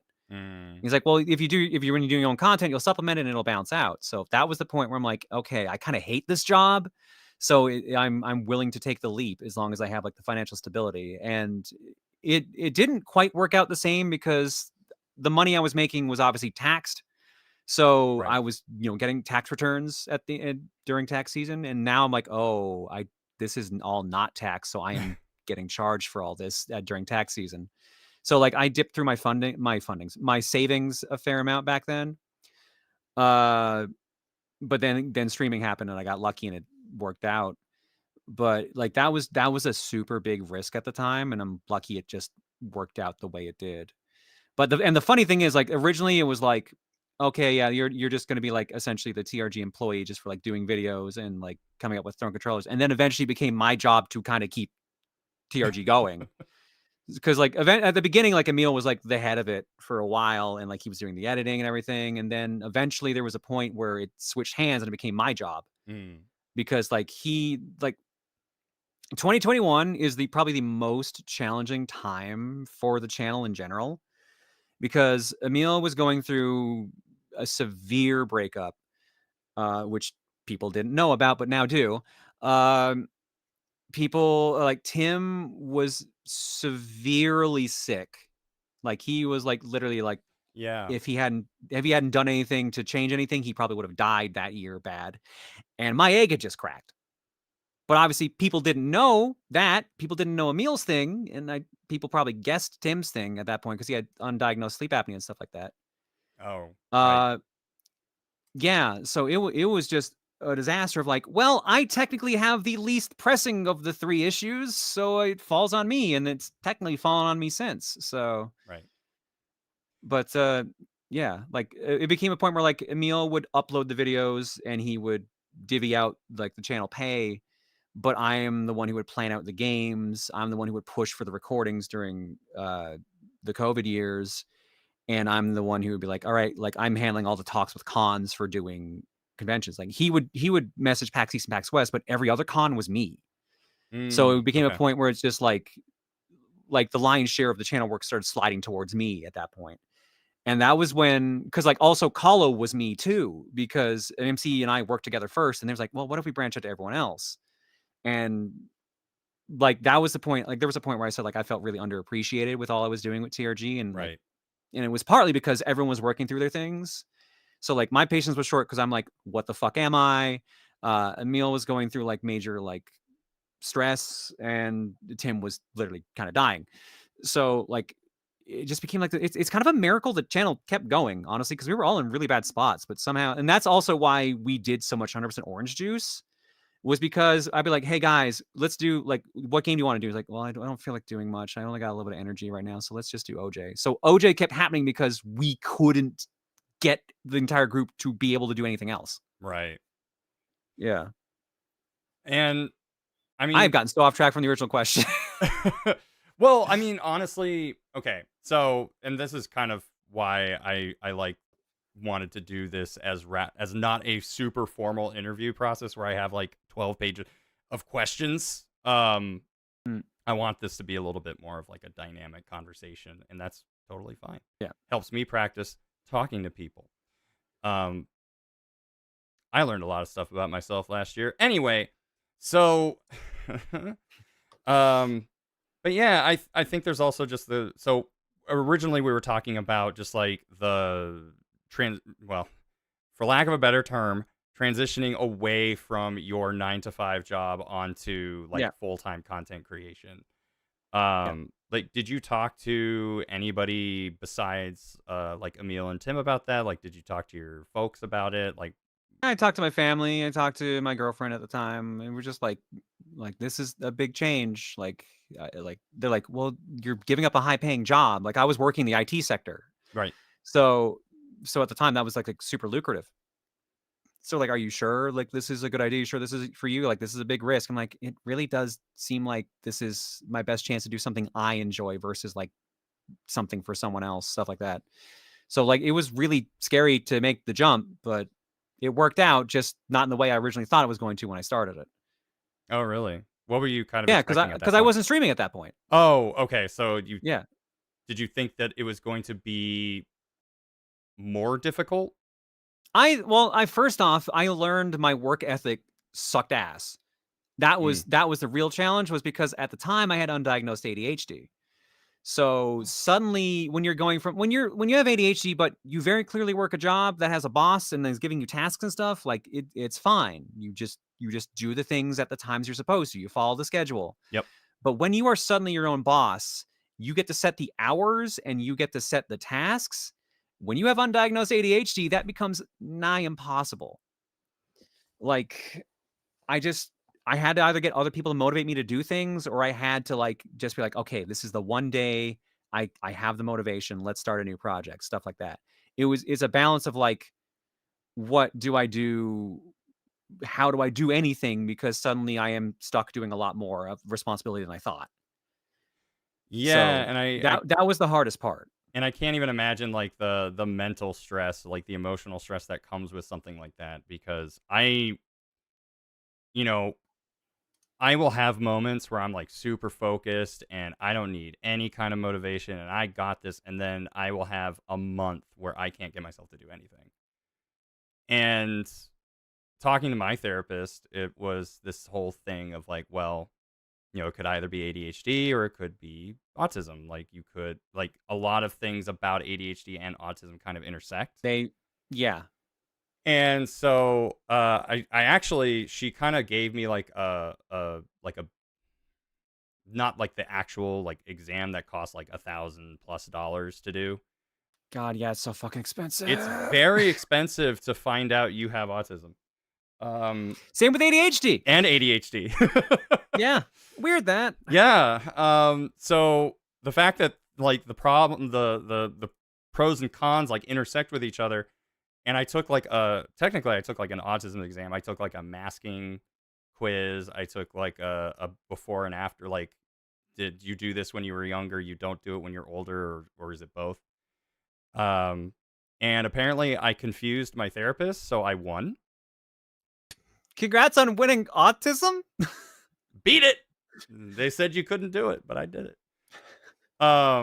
So yeah, my therapist actually like called me back and was like, "Are you sure on like some of these answers? Because like you scored like really high, like above like the normal, and then you scored like really low on this one. So like I don't know what to tell you. So like I just say you rolled credits on autism." Wow. Holy Wow. shit. Wow. Wow. Yeah, we're in the post game, baby. Oh no. It gets harder after that. New Autism Plus. Oh fuck. Anyway, Man, so I remember. I'm gonna dive back here for a second. I remember when I got my ADHD diagnosis that I did the test, and then when I went back to get results, she's like, "You're almost gifted. You ranked so high in most of these tests that like you were on the cusp of being gifted." So she kept calling me almost gifted, and my family ran with that joke for a while because like my brother, the almost gifted boy. you scored very high on gifted, but very low on talented. So we can't put you in the GT program. I think it was Sorry. something like I scored in like the top 10 percentile or something on like math questions or something like that. And there was something I scored low on. Like some of them were just like in the gifted range or just outside of it, and Yeah. others were like just low enough. So almost gifted became the moniker for me and my family for a little bit. I was told that I scored very high on masking, so I was like, yes. And she's like, no, you can't. It's not a compliment. Not a good thing. Not a good thing. I mean, it could be. Yeah, I'm very good at survival, is what I heard. Yeah. So that was almost gifted means it wasn't gifted. Thank you, Flutter. Thanks, Phoenix. So I think like I kind of also want to bring it back a little bit to some of the like YouTube days when you started doing YouTube. Like, what was the expectation there? Was it just like I'm assuming at the time you could not monetize. No, Like, at no. all. Yeah, I my YouTube channel existed for 3 years before I could monetize. 2? I'm trying to remember because I started 2007. I don't think that Yes. started until probably 08 or 09. 09. Yeah. 09, 10, somewhere in that range. Yeah. Probably around the time I figured it out. But even then, I think, were you part of like a I was in Machinima. I'll get to it. Yeah. But yeah, like what were your thoughts at the time of just like getting into YouTube and just doing Let's Plays? And what were your plans for that? So in the Something Awful era, like in Something Awful Let's Play forum, subforum, they hated YouTube, despised it. Because at the time it had the 10-minute time limit. Yeah. And meanwhile, Google Video existed, and it had no time limit. There was like Vimeo. There's someone that started with a B. I'm trying to remember. With a B? I think it was a B. I almost said Whatever. Blogger. Awesome always used to post on all the time. There was like a Is bunch. that a thing? Blip, that's the one. Okay, I never heard of Blip. Yeah, no, I remember posting on Blip for a while. There was like a bunch of different platforms you could post on that all had better things than YouTube. The only reason you went to YouTube is because you wanted to build an audience, and people didn't like that on Something Awful because they're like, this is just a hobby. Don't try to become an LP superstar. Like, don't try to be famous. And that's why Deceased Crab got shat on so much in the Let's Play subforum because he Right.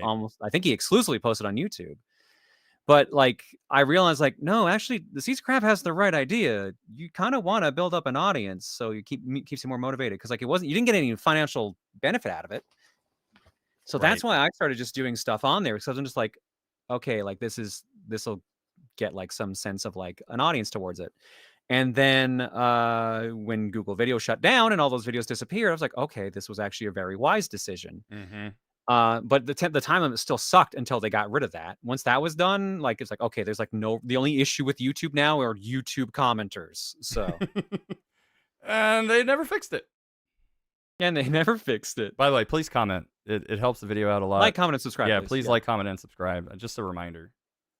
Anyway, so when monetization became a thing, like, what was your thought about that? Did you think like, oh, this is kind of dumb, or did you think that like, oh, well, this is like, I can actually make some money off of this now? Like, what were your thoughts? I was surprised when someone told me like, oh, like, because the whole thing was they couldn't monetize gaming content because it was a gray area.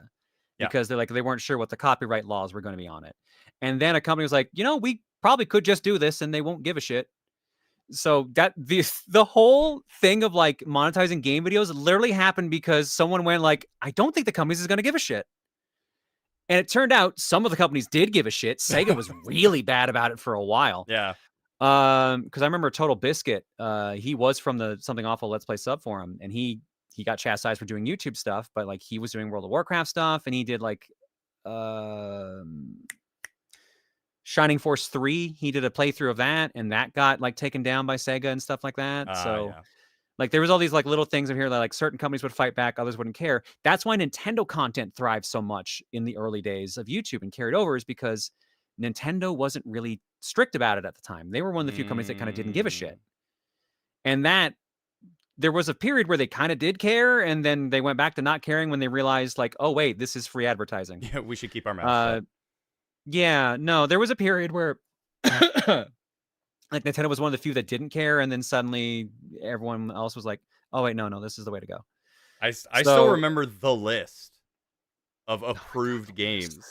Oh my god. That's how old I am. Yeah. Yeah. The Dark Ages.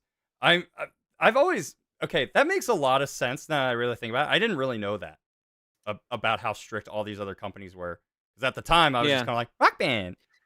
Atlas at the time was like, just don't play our games. If you go like, Atlas was always the funniest company to work with for like sponsorships, because there was a point where they're like, if you play past like this percentage of the game in like the launch month, we will ban your channel. We will get your channel banned off of Twitch. Yeah. I do and then like about whenever I do sponsorships with them, also they're like, please do not play past this part of the game. If you do, we will negate your contract. Cool. Well, because they wrote it in there, like, yeah, do not go past this part of the game. If you do, like, we will have to like consider this a breach of contract. Creators, please read your contracts. Yes, for the love of God, do that. But yeah, no, it was Wild West back then. And again, it's why a lot of Nintendo content thrived. And then like some PC stuff was obviously doing well because like WoW was doing fantastic, Final Fantasy 11, StarCraft, and like all those like all Blizzard games and stuff like that. And then it got to a point where like Call of Duty was doing great and just kind of everything at that point. Yeah, because one of the biggest things I always kind of weasel into the conversation whenever I talk to any content creator is just kind of like this. There's this thing about Nintendo on YouTube or content creation in general where you just tend to do higher numbers playing Nintendo games than you ever would playing Sony. I mean, it is so rare to find content creators that thrive on almost primarily Sony and Xbox content. I can think of Cat Icarus is like mostly Sony, which is why I wanted to watch him. Caddy's lucky in that like nowadays, especially like the PlayStation nostalgia has caught up to Nintendo nostalgia. Yeah. Like Nintendo nostalgia had what? Yeah. It's starting, yeah. Yeah, so like Caddy was lucky in that sense, like partly he was doing it for a while, like more seriously, and he's just like, I didn't find this as fun, and then he started realizing I can just do whatever the fuck I want and goofing off with it, and like he blossomed after that. Yeah, but like yeah, like Nintendo had more nostalgia because it was around longer and people knew it more. So that's why Nintendo took off so much and why it tends to be Nintendo content gets more viewers than most other stuff. Yeah. Nowadays, like it's different. Like, you know, Fortnite, like any game that has like a competitive scene or any game that has like a major like viewership aspect to it, or like the meme games, like the streamer bait games and stuff like that. Like those will always kind of like do good as well. But like if you want to tried and true, it tends to be Nintendo. Yeah, and I think what's also helped a lot is that so I have Crimson Red Heat in our chat. Did the Sony mascots not do well for LP content in that sense? Yes and no. I think it's starting to do better because, like you're saying, yeah, more people have a little bit more fondness for Sony now. But I think also the fact that like Skylanders really bumped. Well, at one point it's bumped up Spyro's popularity, and then they ditched the Spyro name. But like I think a Yeah. lot more people now recognize it because it's multi-platform, or it's been multi-platform Spyro and Crash longer than they were Sony exclusive.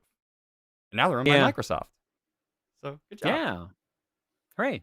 Yeah. Friendship farming games like Repo. I mean, yeah, there's also that. But Yeah.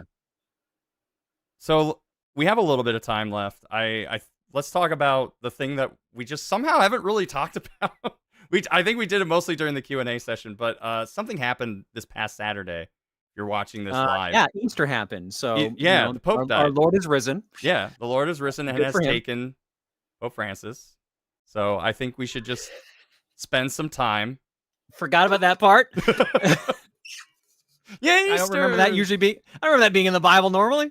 Look, I remember waking up and checking my phone, and that's the first thing I saw was like a meme about Pope Francis, and I was like, huh?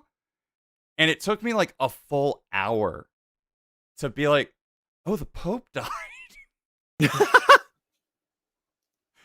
What? It was so sudden. He is ridden, but at what cost? Oh, chat, bringing your A game today. Anyway, so you are Claire.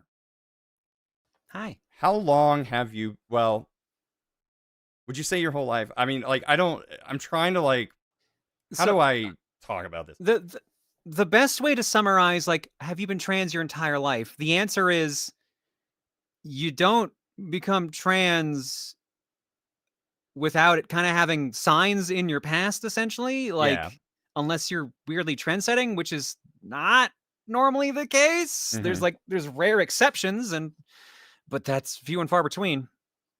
But yeah, like traditionally, it's a case of like, oh, there were signs I just didn't realize because I ignored them or I was told to like bottle that emotion up or whatever.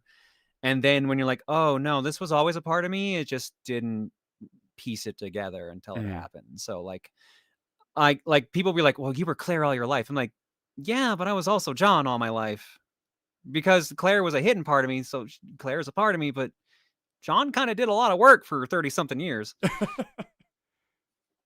So, but I have a much more laid back attitude about it. Like, some trans people traditionally, when they realize themselves, they're like, "Oh, my dead name.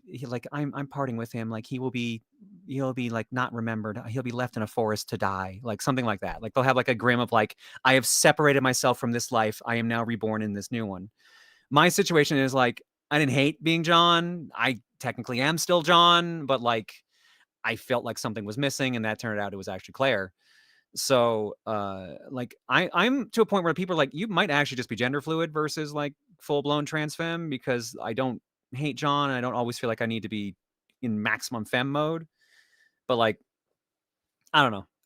I'm like I said, I feel more laid back about it than others, which kind of leads to that. But yeah, like I'll say like, yeah, Claire was always a part of my life, but so was John. Okay. Yeah, Yeah. That's a very interesting. I mean, I am trying, to not understand. I think a lot of this was just kind of like, It okay. I it think you will are the always be close. hard.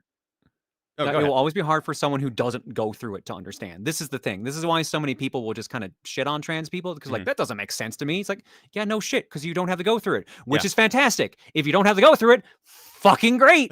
I'm proud of you, because Yeah. man, it sucks.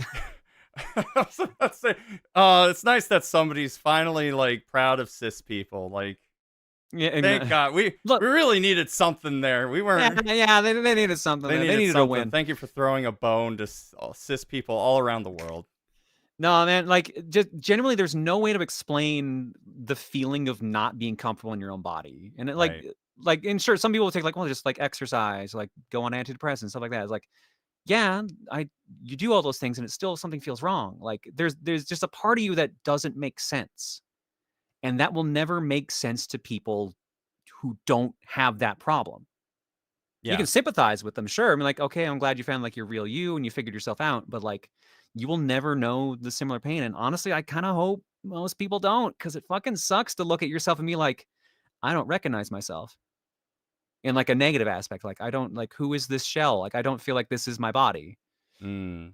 Like, I look back at pictures of myself because I drastically went through a lot of changes over the years before going down this path. Like, I'll look at pictures of myself between like 2011 and 2018, and I'm like, who the fuck are any of these people? I look at like my wedding photo. I'm like, I don't like how I look in this. Like, I look at because like I was like super overweight at the time. My hair was just a fucking disaster. Uh, just like all these things. Like, I'll look at various pictures of myself and be like, I hate this picture. I hate this picture. I hate this picture. I don't even fucking recognize this picture. It always freaks me out when I will look at a picture of myself or look at myself in the mirror and then pull up a picture from like, say, 2015 and be like, what the fuck? Yeah. It's wild. Like, to not recognize yourself is weird. To not recognize yourself while you are that self is even weirder. Hi, buddy. Oh. I got a Bagel bagel screaming. agrees. Come here, bud. I may have to step away for a minute. I mean, I can go to a quick break, but You may want to go to a quick break because I have a feeling Bagel wants out and Reese is still streaming, I'm pretty sure. oh no. All right. Let's pretend I have a sponsor for the show. It may be a car commercial. Happy Honda Days for those who celebrate. Let's take a real quick break, and we'll be right back. Code Orange. That's right. All right.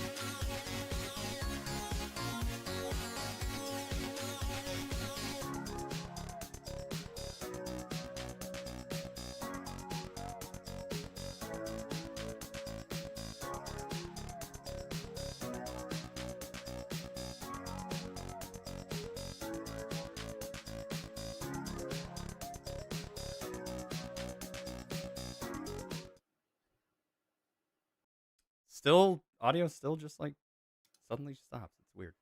We're back, Weird. everyone. Hi. Hi. Like I said, Dan, you can edit this part out. Sorry about that, Dan. I had a cat who was standing in the stairs screaming. So Uh, Bagel wanted to go out, and Reese is currently streaming.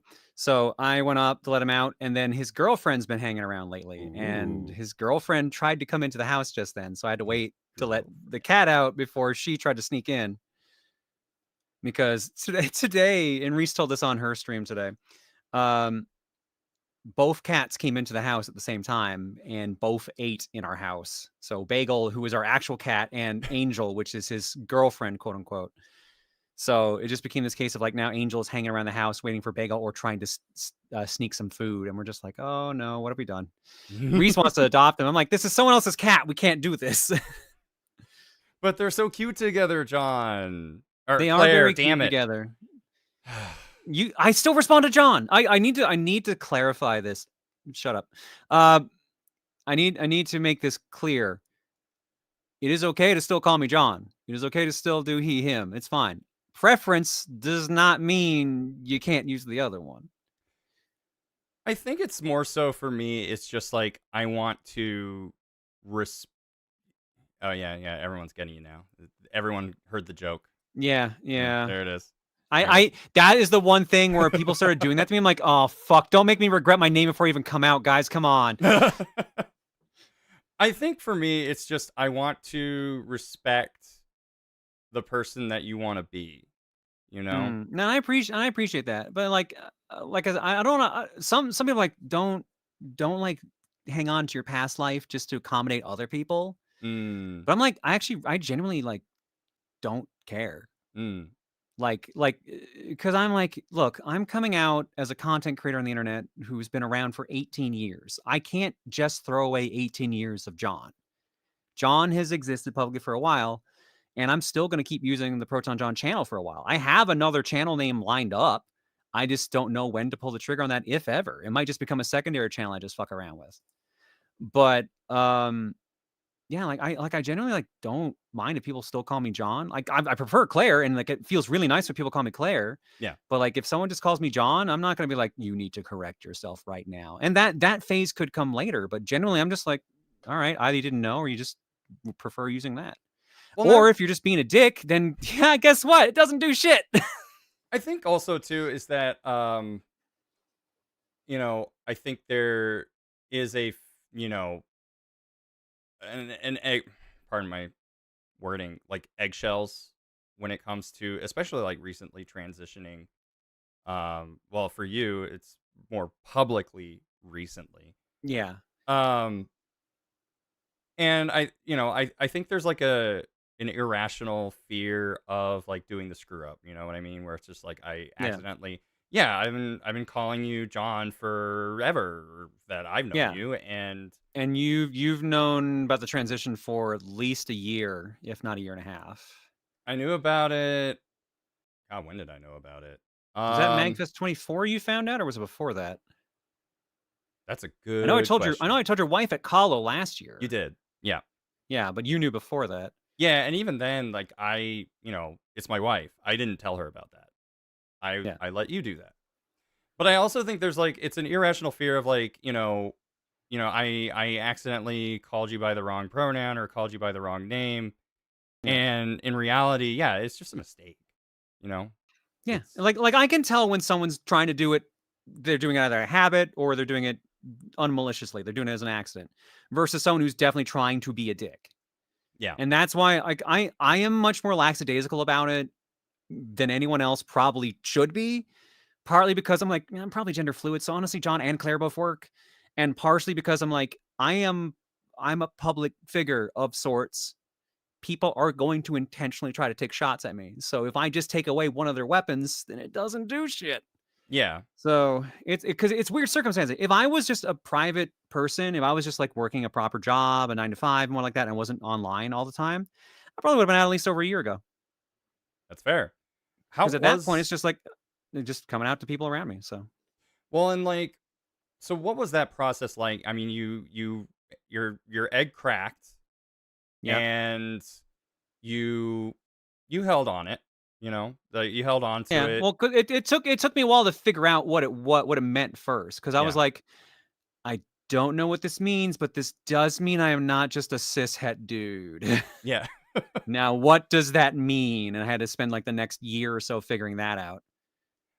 And even on top of that, I mean, if you had a 9 to 5 job, your job is working for a company, but you as a content creator, like you are your brand, like you are everything that has to do with what you do.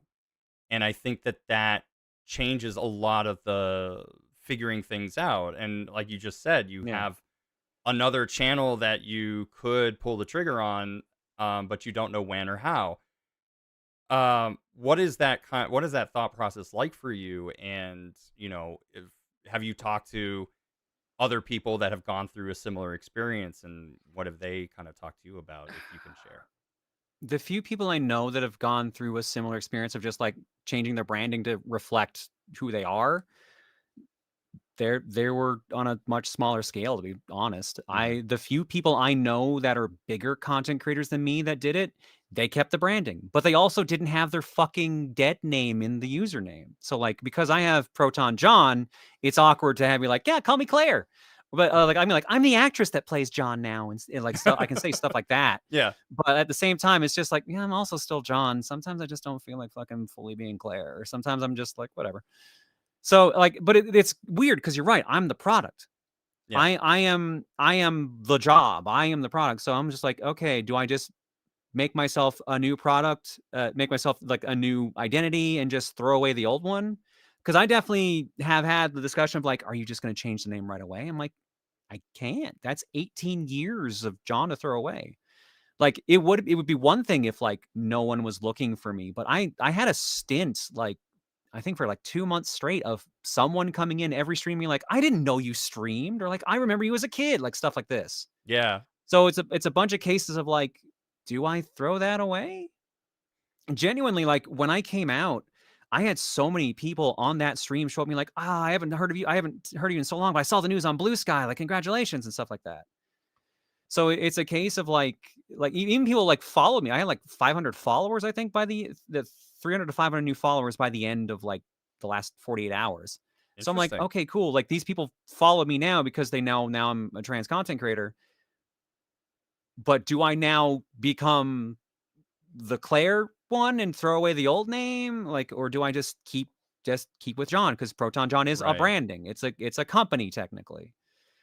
So like Yeah. this is the big challenge. Like if I was on a much smaller scale where that did not matter, or if this was my first year doing content creation, then yeah, I would completely rebrand and pull the trigger immediately.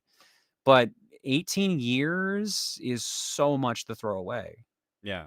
And I don't hate John. I don't hate the ProtonJon era. Like I might get annoyed at like people quoting "Move Faster, Pokey" or like shit like that at me every now and then, like whatever.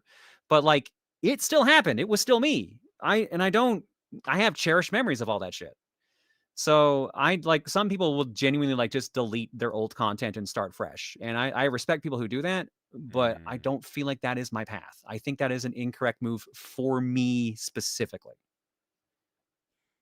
Yeah, you know, I can understand aspects of that. Especially the whole I am the brand. And I think that that becomes very difficult to navigate when it comes to just like how, cuz even me going through this, and so I'm just putting it down on the table, right? I didn't know Okay. any of this was happening. I talked to Claire like a month ago about doing this podcast, probably Yeah. like at the beginning of this month, and we chose this date back Yeah. then. And at the time I hadn't decided to come out yet, which is No, why you didn't. I didn't warn you. Uh Hmm. Genuinely, it was a case of like, because I had float like at the beginning of the year, I'm like, okay, what are some good dates to possibly come out on? Rose's birthday, my actual anniversary for HRT, Mother's Day, like one of the other alts birthdays, my actual birthday. Like we floated a bunch of dates. And I was like, I don't know, man. Like I'm gonna keep staying hidden for a while until I feel like it's the right time. And then two things happened and kind of in tandem. One was chat started getting really close to figuring it out. Like I had been teasing for so long, it got to a point where people were genuinely picking it up and doing the teasing themselves. So I'm like, if I want to come out on my terms, I have to pick a soon date because I don't know how much longer I can get away with this before someone just fucks up and says Yeah. it. The other was I honestly was having depression issues, and I'm already on antidepressants. Like I was having an issue where I wasn't finding any joy in anything. Mm. Like Reese and I were talking, and at one point she was like, "So what if you had to do something right now that you enjoyed? What would you do?" I was like, "I can't think of anything."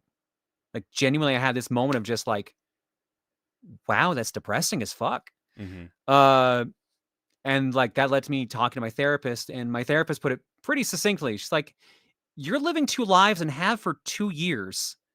I think you're just overwhelmed and exhausted from living two lives, so they're clashing." Literally, you put on the John mask every time you go on stream, and you do that like half a week, and then you spend the other half either recovering from that or just trying to do fit Claire stuff in there. And as a result, you're like clashing with things. So there's things that John likes to do that Claire doesn't, and vice versa. And as a result, you're just not happy because one half you likes and the other doesn't. So it's like this weird, like living the two lives has exhausted my energy and just kept me from enjoying anything. Really? And honestly, based on how fucking happy I felt since coming out, I think they were right. Do you think that that may have been some of the reason why you, because, yes, you've had a couple of whoopsie doodles and almost let Yeah. things Oh slip. yeah. Do you think that you have done some of this a little bit on purpose as a result of this living two lives thing, and you just kind of wanted to, like, was there some Oh, kind of I needed an need? outlet. I needed an outlet, absolutely. So that's why I kept teasing things. Because if I didn't feel the need to, like, I wish I could be out. I wish Claire could actually do things, but no, I have to keep pretending I'm John fully. So like there would just be points where like something would come up, and like the first year was fine, honestly. I think I barely hinted anything from the first year, Right, but I had also thought I was coming out around the end of the first year. right. And then when it suddenly became like, oh, I probably should not come out till next year, then it's like, okay, I've tacked on another year suddenly of having to live in the closet. And that just was like, okay, I need something to kind of tide me through this because now I'm getting restless. So that's when Hmm. the teasing kind of started in full force, and just like the hints here and there. Like there was probably hints before it at the beginning of the year of 24 and stuff like that, but like after the 1 year mark, that was just when like, all right, I just need some sort of silly ass outlet. And that's when people started noticing like the changes here and there, and that's when it got a bit more obvious here and there. Right. That was also when I started like feeling more comfortable being on camera and stuff like that. Yeah, because I think the other thing too, when you would text me and we would, I'm just trying to catch up on and see how you're doing, and you shared a lot more like of yourself. I think at that time, and I would say more so over the last maybe 6 to 8 months. And so I felt like there was a part of me that was like, I'm really happy that like you're happy about this. But at the same time, it was just kind of it was a little sad because nobody else could see that. Nobody else Yeah. got to see it. And I think what's It really was awesome now yeah. is that like starting now, people can see that. I hope. Yeah. It was really hard, and this is not saying anything negative in my audience. Please understand this, but because we were such an accepting trans community and LGBT community, it was really hard to keep having people like, "Oh, I just came out because of something you did," or like, "Oh, you gave me the courage to come out," and I'm still living in the closet. So it's like it's really hard to be like, I'm glad to see you're living your true life. I'm proud of you for that," and just being like, "Yeah, I wish I was." Mm, So like I made a post on Trans Day of Visibility being like, I get that it's scary being in the closet right now or like coming out, stuff like that. Like it was like a nice supportive message, but it was also secretly a call out post to myself yeah. of yeah. So like things like that. Right. So I always felt bad that like everyone's like, oh John, you're so like supportive of the trans community. Like so many people have come out because of the things you've said and done. And I'm just like, yeah, I wish that number was one more. And I think, we talked about it a little bit. What was your expectation around coming out? Did you think that a lot of people were just going to be like, oh, okay, well, yeah, we knew? Or did you think there was going to be a Yeah, lot of like, shock? honestly, like, if it was, like, the first few months, I probably would've like, "Oh, yeah, people are gonna be super surprised." But, like, after, like, year 1 where I'm like, "Okay, like, cool, like, no one's really said anything or figured anything, there's been some teasing." I'm like, "Well, maybe people will be surprised." And then, like, I'm like, "Oh, I'll dress up as Carmen Sandiego for Halloween this year," or, Yeah. like, I'll get a May from Guilty Gear costume. I'm like, now it's not even remotely subtle anymore. So like there's a point where I'm like, no one's gonna be surprised. The only thing that was my stance was going into, I'm like, no one is gonna be surprised when I come out. The only thing that's gonna catch them off guard is finding out I've been on HRT for 2 years. That's the only thing that's gonna surprise people. And even then, some people are like, we noticed the changes in your face and hair. Like some people weren't surprised and they're like, oh, that explains everything. Yeah, and that's fair. I think what's been funny is like seeing other people in the community that are just kind of like either going like, I wonder if she's, or just kind of be like, there's no way. Like I remember some comments that people were just kind of like, leave him alone, like don't like put him in a corner. Oh And my I'm like, God. oh, this is hilarious to watch.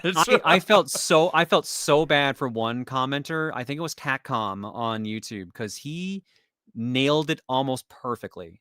He said, "I think John is a trans femme living as a cis man, but is too stubborn and ODD to actually admit to it. And so when people are calling him out on it that he's not hiding anything, he just stays in the closet out of pure spite." And like that last part was not correct, obviously, but the absolute call of being a trans woman living as a cis man was correct. Yeah. And then two people in the comments were like, no, John's just a really supportive person. Like they basically were like completely shot the person down. Yeah. And like their comments had like a bunch of likes on it, and the person who got it right had nothing. I felt so bad. I'm like, oh, they clocked me 100% or like at least 95%, Yeah. and then they got shot down. And that's just the funniest thing to me. I felt so bad for them, but at the same time, I'm like, this helps my cover. Sorry, I need you to take the fall for me, please. Oh man. So what's next? Fuck if I know. Cool. I love that for you. Basically, like, here's the problem. If I had my stream yesterday, I would have a better answer because I don't know what the new norm is yet. Right. I've had to do some social media cleanup because of people, because I'm like, okay, yeah, well-known content creator, gonna get some people. But like, I don't know how it's going to affect the actual streams, because in the grand scheme of things, really nothing is going to be affected. I'm just going to seem a little happier, or I'm just going to be like, or maybe I'll be a bit more flamboyant, which, whatever. But yeah, like in the grand scheme of things, content's just going to be the same. It's why I kept trying to tell people, like, part of the reason I hid for so long was to show like nothing was going to change. The only reason all the gender shit and like people like trying to trans me, as they were kind of putting it, happened was because I had been in the closet for so long.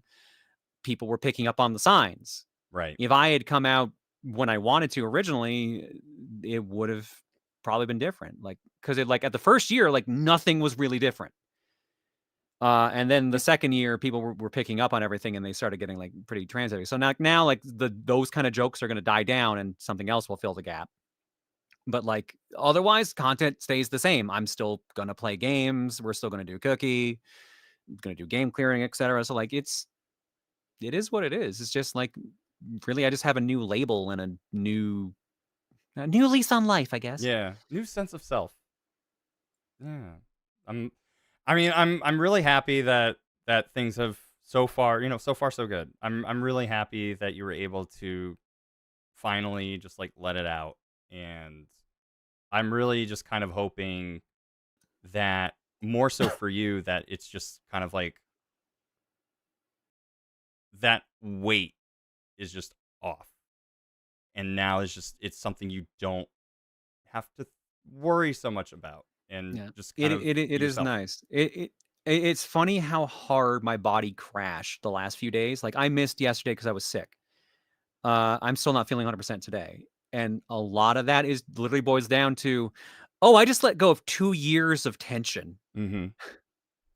My body doesn't know what to do now, so it's like, your stomach has shrunk half its size now. Your sleep is dog shit. You're not gonna have any dreams.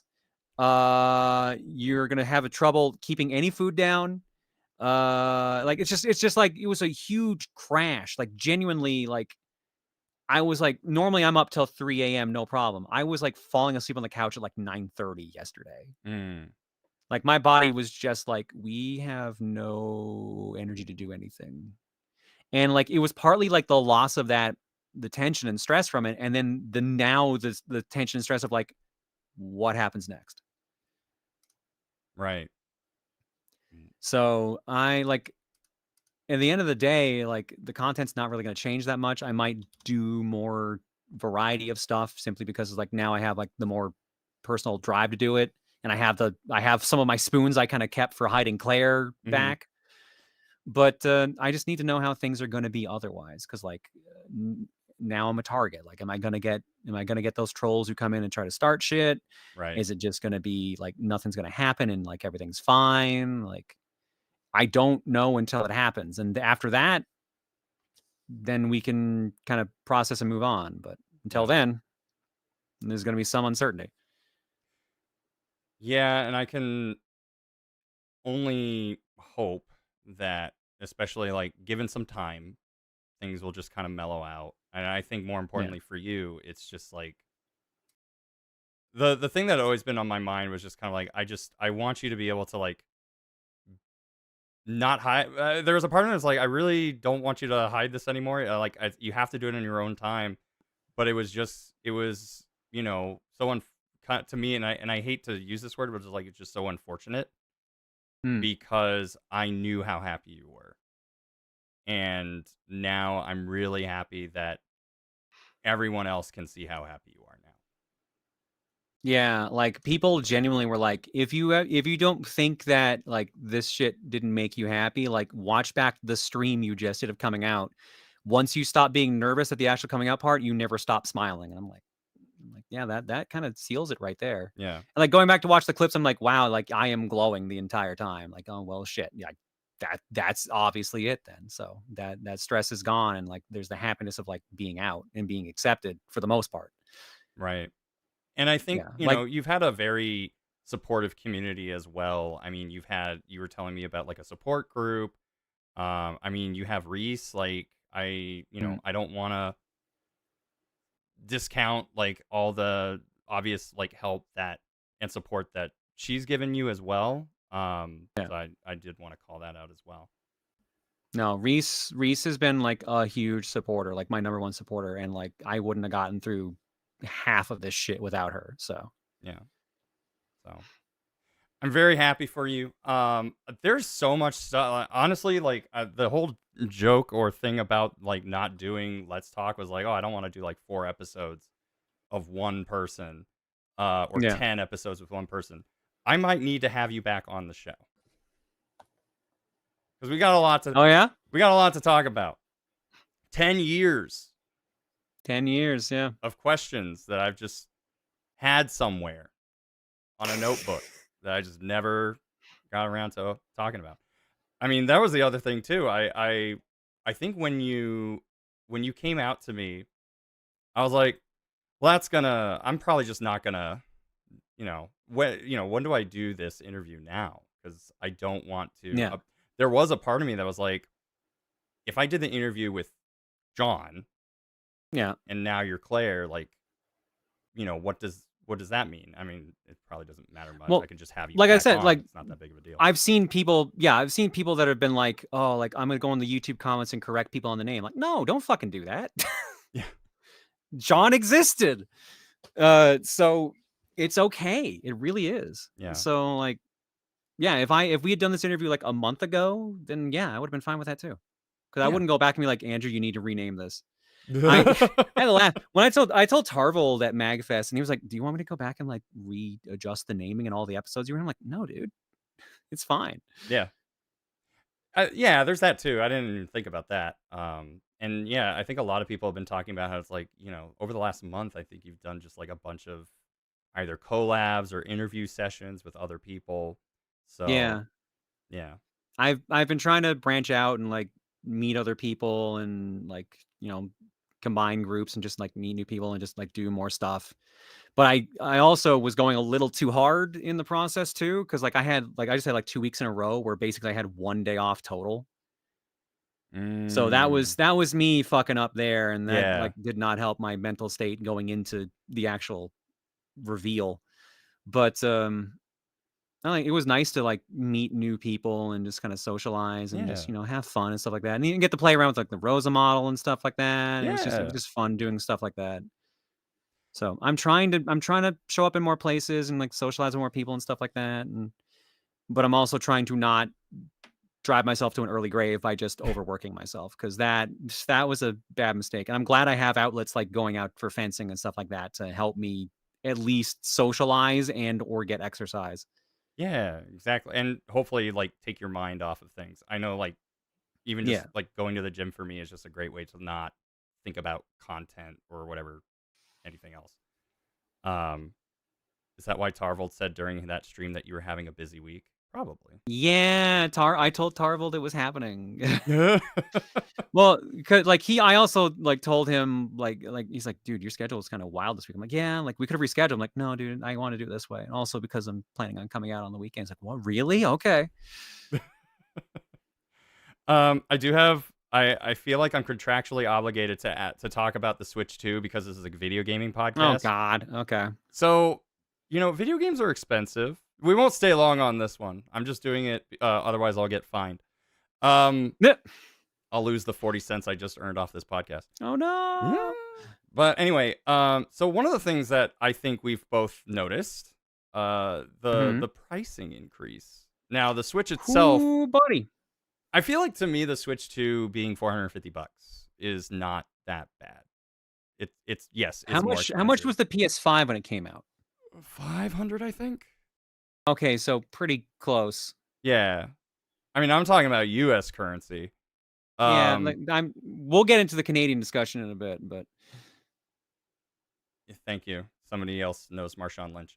Um, PS5 was 500, 400 for discless. Or was it I think it was 450 for discless. yeah, I don't think it was a full 100 off, Yeah. right? It was at least 50. Yeah.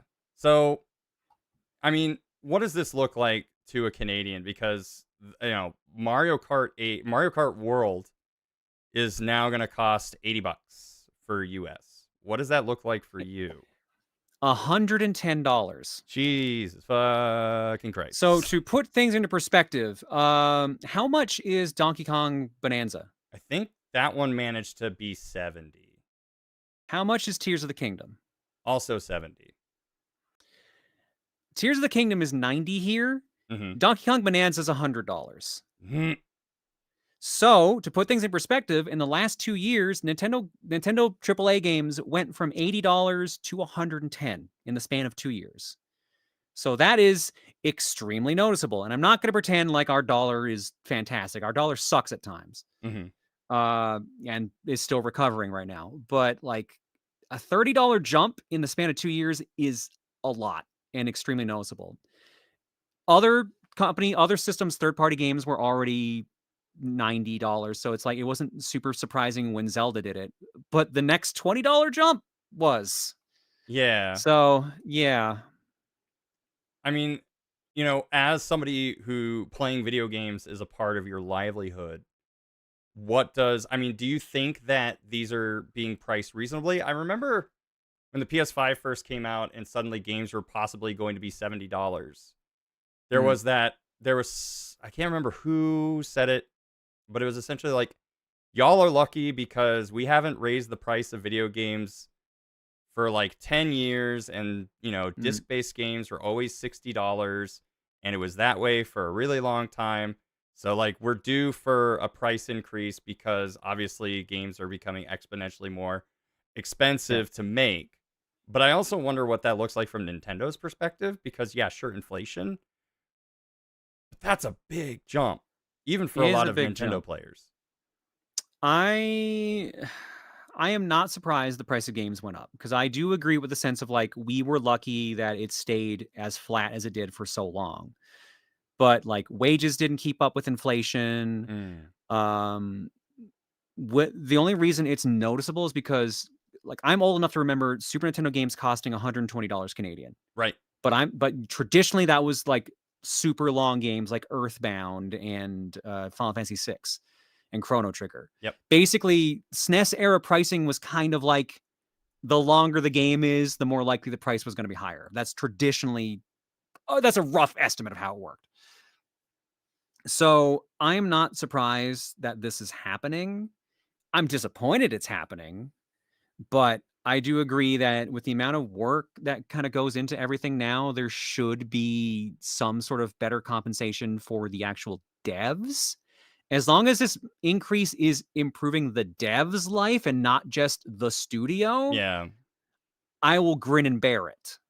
I would much rather it be an affordable hobby because it is very, very apparent nowadays, especially because it has been for a while apparent, but it's getting more and more obvious that this is becoming a maximum luxury hobby. Like people are getting priced out of it. And I'm not even talking about collecting or shit like that. I'm Yeah. talking about just like your standard system. Like I can bite the fact that the Switch 2 is $450 US or 630 Canadian here because you just buy it once and then that's it. That's a big upfront cost, but then it's just the games after that. The games jumping up as much as they have, the $30 jump, really that's the thing that kind of annoys me. Yeah, because like I don't know if this will change the used game industry because like how many people during the last few generations were actually keeping their games and how many people were doing like Yeah. the GameStop standard of I'm just gonna buy Donkey Kong Bonanza and then when I'm done with it, I'm just gonna trade it Yeah. in for the next Zelda game and I don't keep any of my games. Especially with Nintendo wanting to do like I think all publishers, everyone wants to go full digital because they get more control over it. And they Yeah. probably get more money out of it because they're not splitting the cost so many ways. Yeah. Because, like, so, it's just, I don't really, there's, I don't know if I'm still like, I really don't want to spend $80 on Mario Kart World because I don't want to set the precedent. Yeah. But But this is the problem. Nintendo knows they can get away with it yeah, because people will buy. You can only get the Nintendo experience on Nintendo hardware. Um, it sucks that Nintendo of all companies is the company doing it, but unfortunately, it's not super surprising. People were already talking about Grand Theft Auto 6 being $100 US when that came out. right. So, like, the fact that Nintendo bit the bullet does mean other games are going to go up in price. I think the Daemon X Machina release on other platforms is also like 90 US or 90 Canadian or whatever the fuck the jump is. I think it's 70 because I recently actually I saw it on Best Buy for the PS5 version. I think it's like 70. If you want the premium edition, it's 100. And Yeah, that's no, also yeah, become a huge not a trend. premium edition, but yeah. Yeah. Like almost every game I think coming out this year has like a very small premium edition that they're charging like $30 more for, and it's mostly like some physical but mostly digital goods. So Yeah. I have noticed that. Um, AAA gaming is at risk of pricing themselves out of their audience. Yeah, no, I agree. Because like I remember some other people going like, well, AAA is just like going to be on its way out. So now it's like on the indie developers' shoulders to like push the gaming industry forward. I don't feel like that's a fair thing to say because I feel like there are a lot more issues with the indie development scene in terms of being able to get a game out there, Yeah, especially no, physically. indie developers are in a weird spot because there's only so many studios that can kind of help budget them. Right. Like Devolver is like a rare case. Raw Fury, Annapurna, however you say it. Like all those, they're so flooded they can't help everyone. Some people just got to self-release, and when they self-release and they don't sell anything because they can't do any marketing, then they're foobarred. Yeah. So, like, yeah, indie development has different issues than AAA, but like indie development is basically if you do not like become the next Celeste, the next like, um, I almost said, I'm trying to remember what that. Never mind. I'm blanking on names of games. That I'm just thinking like you need to be like some sort of like the next Lethal Company, the Yeah. next like the next like thing that takes off, the next Among Us, whatever. Uh, Clock Hero. That's the one I was trying to think of. You have to like hit it off, otherwise you're dead. Right. Unless you had a publisher, because if you're indie full publishing yourself, like there's no way you're going to recoup those losses unless you do gangbusters, and without any budget to market yourself or and like any like lucky break, your studio's done. Right.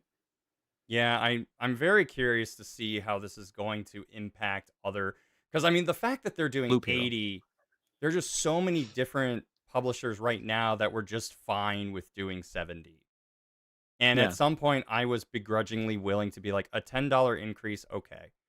I'm Yeah. more so frightened about what Switch to and the fact that half of the people still don't understand like what they're doing with physical or digital games Boy, this is going to be a fun 2025. Nintendo is burning all that goodwill, or at least a solid chunk of it that they had for Switch 1. Sure are. I don't think they realized that half the people that bought it were just doing it as a pandemic luxury. And so I don't think they're going to get the same install base with the Switch 2 that they had for the Switch 1. No. It's not going to be a Wii U situation, I don't think, but it is going to be, it's going to be a lot slower than Switch 1's adoption rate was, I think. Yeah, because I can still play Stardew Valley on the Switch. Yeah. I can get a Switch 2 because I can write it off. Because I can justify streaming Mario Kart World, because people will want to watch that. Like, it makes sense for me to get one. I can't say it makes sense for my nephews to get a Switch 2. Yeah, because like they've already got like a PS5 and an Xbox and a Switch 1. Why would I tell them they should get a Switch 2? Yeah. Like right now, I don't think they've done a good enough job convincing people to move up yet. The games look good. There's no questioning that. But I don't think it's enough to justify the price increase to the average consumer. Like But it's Claire, gonna be they like put Discord on it. Do you mean the thing they already had on the Wii U? The thing they already had on the Wii U. No. I want that Piranha Plant camera. But apparently it's only 480p. The actual proper camera is 1080, but the Piranha Plant one is cheaper and only 480p. I think I'd probably be okay with that because, like, when you have a 4-player thing and like everyone's visual is like 2 frames a second, what difference does it make? But it sucks that the cooler looking one is that much worse. So yeah, just retro engineered. It's fine. Nintendo won't know what hit them. Just everyone pirate your games. Don't do that. Well, do. I don't know. Do it. Nintendo's not a sponsor yet. When they're a sponsor, I'll go back and edit this. And it will say like something different. Dan, put your voice over my voice, saying pirating is wrong. But also do it so that pirating is right. God bless you, Dan. Dan, also put an image of your head shaking back and forth, going like no. Oh, that's gonna be hard. I know it's for an audio podcast, but just do that. This is Dan, the editor. I have to say something. Oh, well, that brings us to a close for this month's episode. A little bit of a longer one, but it was worth it. We had a lot to talk about. Like I said, I have more to ask you. So many more questions. Okay. About you, about everything, about life, and then some kind of game thing because this is a gaming podcast. Yeah. I just want to say thank you again to our guest, Claire, for joining us. Let us know where people can find you, what you're up to. You can find me at twitch.tv/ProtonJon, youtube.com/ProtonJon live streams, youtube.com/The Runaway Guys, and hopefully eventually youtube.com/ProtonJon proper again. We'll make sure that year of closure actually happens. Year of closure. Yeah. And as for me, just remember that if you want to help support this channel and the podcast, you can always just subscribe, to the channel. It's free. And catch us live if you're somehow watching the VOD or the audio version of this. And that includes an exclusive Q&A session that you can only get if you join us live. And tune in early. If you want to help financially support us, you can also become a member of the channel, which earns you some cool emotes that you can use here on youtube.com, plus a special role in our Discord server. Including access to exclusive channels where you can help shape the future of this channel. But if you're not able to financially support, that's A-okay. You can help us out for free by just liking this video, leaving a comment, doing the usual thing. For those of you who stuck around, here's 5 more gift subs for all of y'all. Hey. Well, for 5 of y'all. So there you go. You get all 5 of y'all. Yep, you get a free... Oh, God, Andrew? Oh, shit. I didn't know I had God on my channel and that it was me. Hell yeah. Yeah, you can leave a comment to us. Like, what do you think about the current prices? Or do you just want to say a hearty congratulations to Claire and just give her your support? But if you prefer to listen to the audio version of this podcast too, you can also find us on Apple Podcasts or Spotify or really wherever you get podcasts. You can leave us a good rating there. That'd be great too. And unless, if you want to leave us a bad rating, then just send all of your problems and issues over. It's motiondan@gmail.com. patreon.com. Oh, thank you so much for the super chat. I appreciate that. Thank you so much.